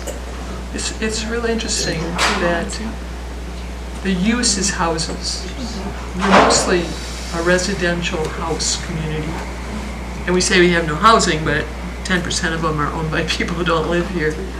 But there are all these zones, auto commercial is to serve traffic and cars and vehicles, you know. But there are no services downtown that are actually serving auto commercial needs. But for example, the Tenplex for Providence, we had to find an auto commercial zoned Right. lot. And there's very, very few in this town. And so even though people think auto commercial is about gas stations and auto dealers or whatever, it really is the only place you can put residential housing, multi-unit residential housing is an auto commercial. And you know, I know most cities are getting to where they have a lot fewer zoning areas. And, but yeah, a big part of the problem is the lack of areas that are zoned that you can put multifamily units in. That's why I was proposing rezoning the Lear subdivision to AC and across the bay, that parcel Yeah, get rid of some. north of industrial. Jellison. I would like to AC. note too that the height restriction has, in my short time here, inhibited people penciling out on building buildings, like 134 4th Street had a nice building design, permitted, but because of the height restriction, that beautiful building just can't be built, and that was gonna be condos, that was gonna be housing. That building didn't get, it was more than just the height. It originally went in, it was gonna plan to go in at the proper height that we had. And he was gonna put it at that, and then some other issues came up, that's why he pulled out. Right, but what I was saying is, added height would have made it help pencil out. Maybe, Yeah, on that original piece of land back in the day, when before that was a five-story building, wasn't that the grand thing when the ferry or something would come in? There was an old building, it was where the old Sally's was, and it was a showcase arcade. home. Yeah, it was a showcase home, showcase building there, and they wanted to show how great Seward was and how advanced it was. It was actually a 5-story building there. I just think, like with Tom's experience with Gateway, if he would have had opportunity to have 4-story, with my buildings that I'm trying to do, more height would help. And then even in that case, somebody invested a lot of money in Seward and just couldn't make it pencil out. I think keeping the conversation of helping the height a little bit, even just starting, would help get these. And these are all sales tax, these are all buildings, these are all jobs, these are all, some of them are housing, it's all building in Seward and inside Seward city limits. And I think that's the goal too, is to help build inside city limits. And I was just bringing that up because I have seen certain jobs just can't pencil out because of the height. If they could have one more story, probably would have helped. And pencil out means be like financially viable. Yeah, absolutely viable. Yeah. I mean, like there's certain sizes hotels, there's certain sizes condos, there's certain sizes of apartment buildings. Viability of units and money coming in order to get someone to lend you money to do the job. No matter how much you love Seward, no matter how much you want to be here, at the end of the day, you got to be able to pay the note. And I've seen, I mean, that wasn't a cheap investment for that guy. He bought an expensive piece of property, put a lot of money into plans. He really gave it an A for effort, trying to make it pencil out. But I think if he would have had one more story, I think it would have went. I think it would have been a beautiful building from the bay, from downtown Mount Marathon. I think it would just be a beautiful building, and it would have been another new building downtown, which not many new buildings have been downtown. Yeah.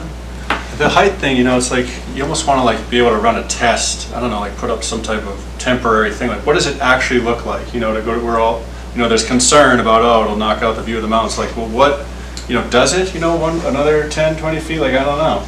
Because, you know, what's becoming clear to me here, and it's been clear to a lot of you probably already, like Tom, I really liked your example of the developer, you know, the thing to build is a house with a big boat garage, and then you can sell it for a lot of money. So like, how to invite builders to, you know, to build something that pencils out, that's going to be valuable, but also fits this, helps the housing crisis. Like, you know, make them want to build, see it makes sense to build, you know, family homes, or it seems like we keep circling to, or is in my head anyways, these bigger apartment complexes. You know, a builder is going to want to build this type of structure that also helps get at the housing crisis. You know, that's like, seems to be like, you know, the puzzle.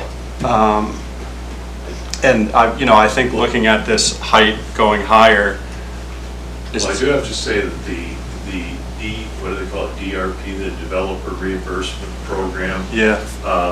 As Cole and Joe have told me, you know, they never would have been able to develop up there without that. And that is a program that is working really well. It gets water, sewer, and electric to lots that they would have had to develop, you know, 5 here and 5 there. And so that program is really working, and so that is a positive step that the city has taken in the last 5 years. Yeah. Yeah, I think looking at building height though, you know, for a chance for that, and then the AC seems like, you know, that could really help changing some things. And those buildings downtown, or all of them that are commercially, that's a lot of revenue. That's a lot of impact for Seward. And it's on, from the ones that I've bought and from the ones that I've seen invested in and from the ones that Tom have done, it's land that hasn't been utilized in how long? I mean, like how long, it's way before my time. I never saw that building. That's gone now, and we're sitting on vacancy because we're making it that little bit harder. If they could just have one more story, it would probably go. And we would have that much better impact in Seward. We'd have that much more housing. We'd have that much more sales tax. We'd have that much more employment, that much more jobs on land that's just currently sitting here. That's had buildings in the past. You know, I hate seeing that my buildings my properties I've invested in. I hate sometimes seeing it that I've owned them for almost 6 years. Hasn't made me a penny. And is building height the biggest barrier, you would say? It's one of them. It's one of them. It's really hard to pencil out. Hotels have a viability. That's why we had to expand out there. 28 units is mom and pop show. You want to add employees, you want to try and do something year round. there's a certain size of hotel that you have to be in order for it to pencil out. And I think giving that, and it kind of flows in all business types too. I'm speaking about hotels, but it goes in with multifamily units, it goes in with condos, it goes in all across different areas. And I know that the height, I have watched personally, I mean, like, it would be phenomenal for my few buildings, how much easier it would be with a smidge help on some height. And I don't think in my couple areas, or even the one on 134 4th, I don't think that we couldn't afford to give that guy 10 feet. I think there's not that much difference on 10 more feet, 34 to 44. 3 stories to 4 stories. 3 stories to 4 stories is, I mean, like, I would love to see Tom's books, but I wonder what the Gateway would do from 3 stories to 4 stories. It would probably greatly help. And it would help sewer too. Like I said, another thing is too, is developing sewer. I mean, a lot of these properties and projects are sitting still. People have come in and bought them, walked away. Can't. They come in with great intentions. Nobody's spending over $500,000 on a piece of property without the intentions of building in Seward and wanting to do good by Seward.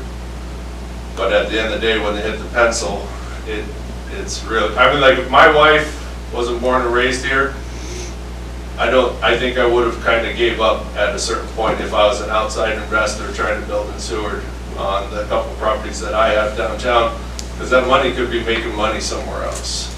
And I think just a little bit of help, but I also think, like I said, that Fourth Street guy, he put a lot of money, and I saw his plans.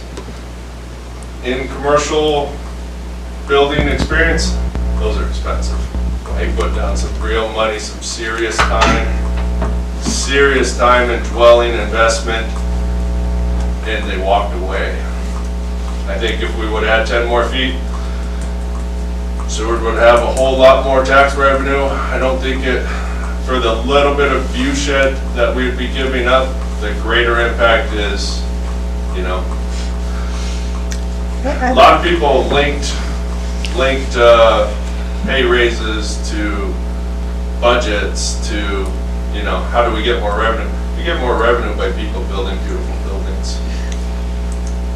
I have a question to hotel owners. I see a lot of, given we're a seasonal town, I see a lot of these hotels just boarded up in the winter. How does that square with, how do you reconcile that with such a seasonal business here? And how doesn't, I mean, you still have to pay the fuel bill and everything, and you must lose money, right? You can pass on any question. What is the questions. biggest hotel in Seward? Probably Breezen? By far. Yeah. Windsong. Windsong is twice as big as the Harbor 360 out on Execution Road, and they open up the day that the first cruise ship comes in, and they close down the day the last cruise ship comes in. They have no year-round employees. They've designed their buildings to freeze in the winter. I think they have one employee that's year-round, their general manager, and when they open up at $350 or $400 a night, and they close at $400 a night, and they skim the cream off the top, and then they go away and let it freeze. And having year-round employees, you know, there are nights where we have 6 people in the hotel, and, you know, between Christmas and New Year's and stuff like that, and we still have to have, you know, year-round front desk people. Our room rate is $130 instead of $400, and so that formula, quite honestly, the seasonal formula is a more lucrative formula than operating a year-round hotel in Seward. And partially because when you don't have year-round employees, you don't have year-round medical, and, you know, just the medical insurance on the hotel employees is $18,000 a month. And But if you have only seasonal employees, you don't have medical insurance. So yeah, that's, and you have to make a decision. Are you a year-round operator or are you not? And, but yeah, people don't realize that Windsong has over twice as many rooms as the Harbor 360. What does the Breeze Inn have?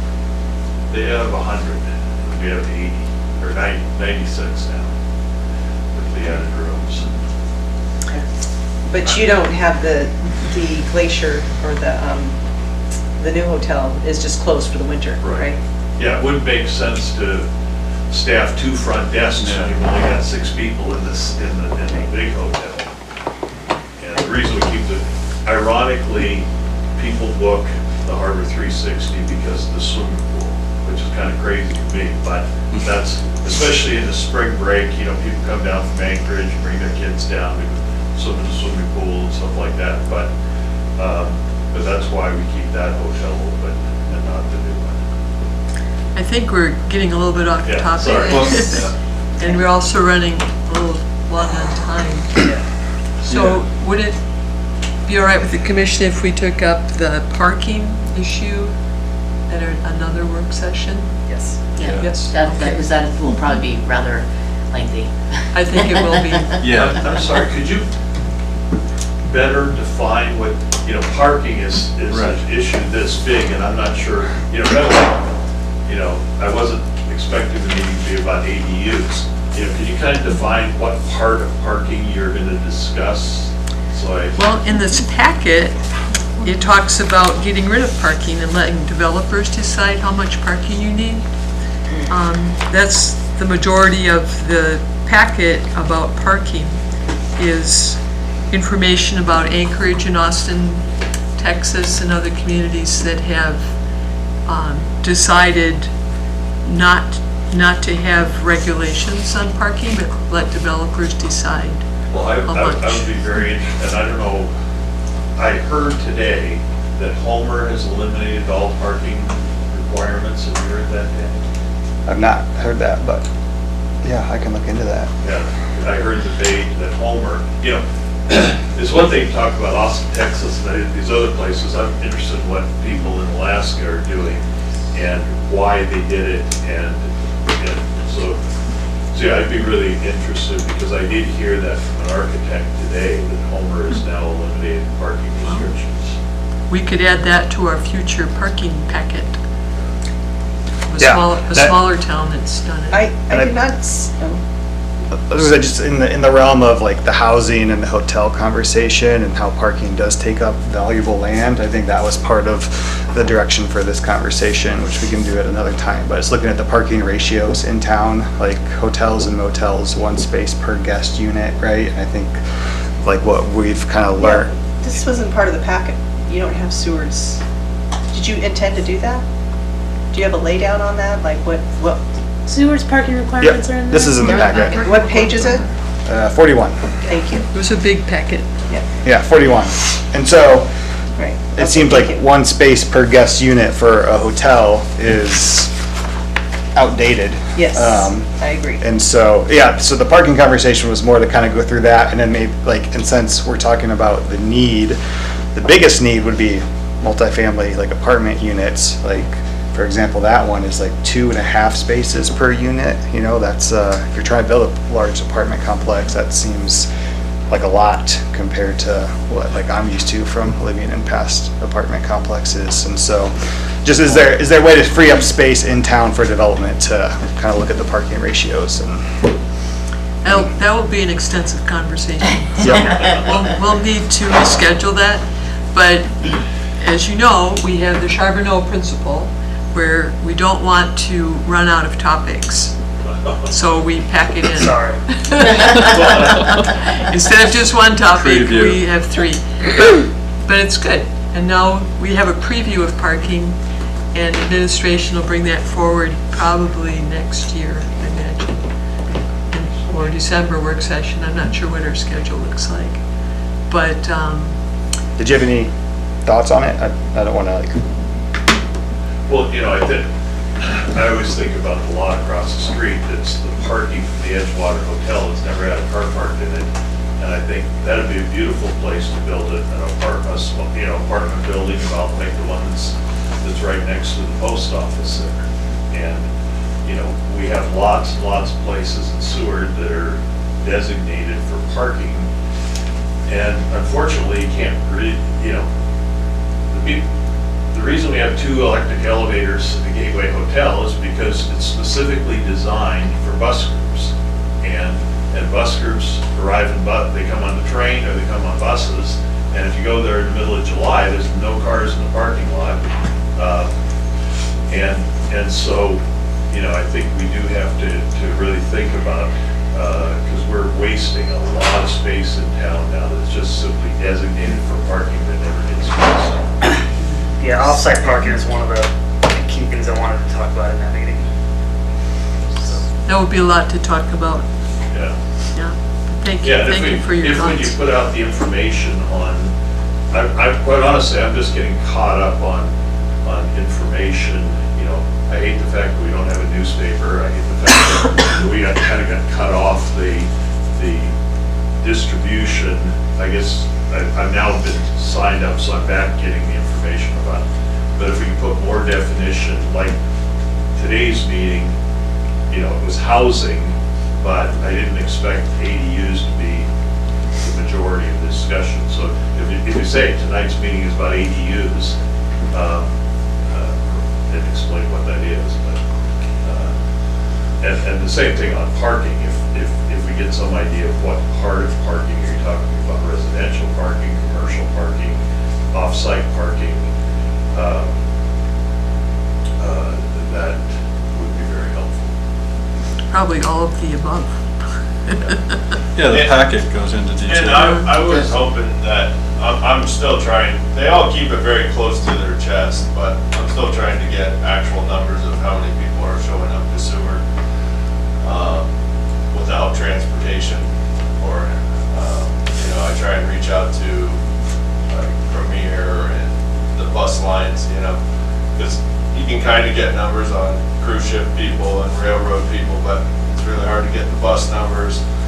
But I've reached out to even local sewer chamber, just ask them, say, hey, what's your feeling on how many people show up without transportation? And so I guess my point is I was hoping that because of the parking thing, I think it'd be nice to know some data of how many people are showing up and willingly showing up without transportation that don't need this parking, that are looking to use all of the transit things, from kayaks to fishing charters to whatever, that offer transportation. I think that should be brought into the conversation, and I doubt anybody knew how many visitors were coming to Seward every year. Yeah. I think just a little bit more numbers like that would help compared to when the parking regulation was written. What type of tourist volume did we have back then when that code was written compared to now? It's drastically different. I did reach out to Sam with the chamber on that question, and their system they use for data analysis could potentially track that information. I don't know how, but it's like an add-on feature that they don't currently use. And I know there's a upcoming work session between City Council and the chamber, and so it's on my list to ask Kat to see if that's a possibility to get them to start tracking that information. And then, and Claire brought up kind of getting back to the housing and the apartment complexes, the municipal land inventory plan, which usually is like an annual review, and we haven't done it since I've started. And so it was kind of one of our ideas for maybe in December, but I think maybe we can frame it in terms of like looking through, are there places that the city owns that could be potential uses for apartment complexes? I think we got to get really creative, and I kind of recently started, but I talked to Jason, who was in this position prior, and he had kind of similar things that were echoed here. Is like it's a long return on investment for someone to develop a apartment complex, but conversations, you know, if the city were to like possibly donate land to a developer to develop an apartment complex, like that's something, I don't want to speak for the administration, but at least it's an idea, like just shooting out ideas is a possibility. But it sounds like part of that equation, that would be like making sure they can get at least 3 stories, if not 4, in that type of development. So, yeah, we'll kind of be thinking about where to take this conversation next. 'Cause I do want to have another housing work session, especially with Brennan gone, and you know, he's pretty passionate about this stuff and shared a lot of the information in the packet. He did a lot of that research. So, but yeah, I think we got a lot to digest though. Good. Have fun. Yeah. We're gonna go That's home. just your light load. Yep. Okay, any further comments before I bang the gavel? May Yeah, I say something? yes, you may. Yes, thank you, Tom Tugas. Are you talking about the e-notifications or like Yeah. anything in general like that? Yeah. Okay, I'll elaborate more because I send those out and I'll make sure I put like the topics and stuff, make it more understandable. Yeah, that'd be great. That'd be appreciated. That's it. Okay, Thanks for all Yeah, your thank input you, tonight. guys. thank you to the public for commenting. I'm going to adjourn the meeting at 8:35.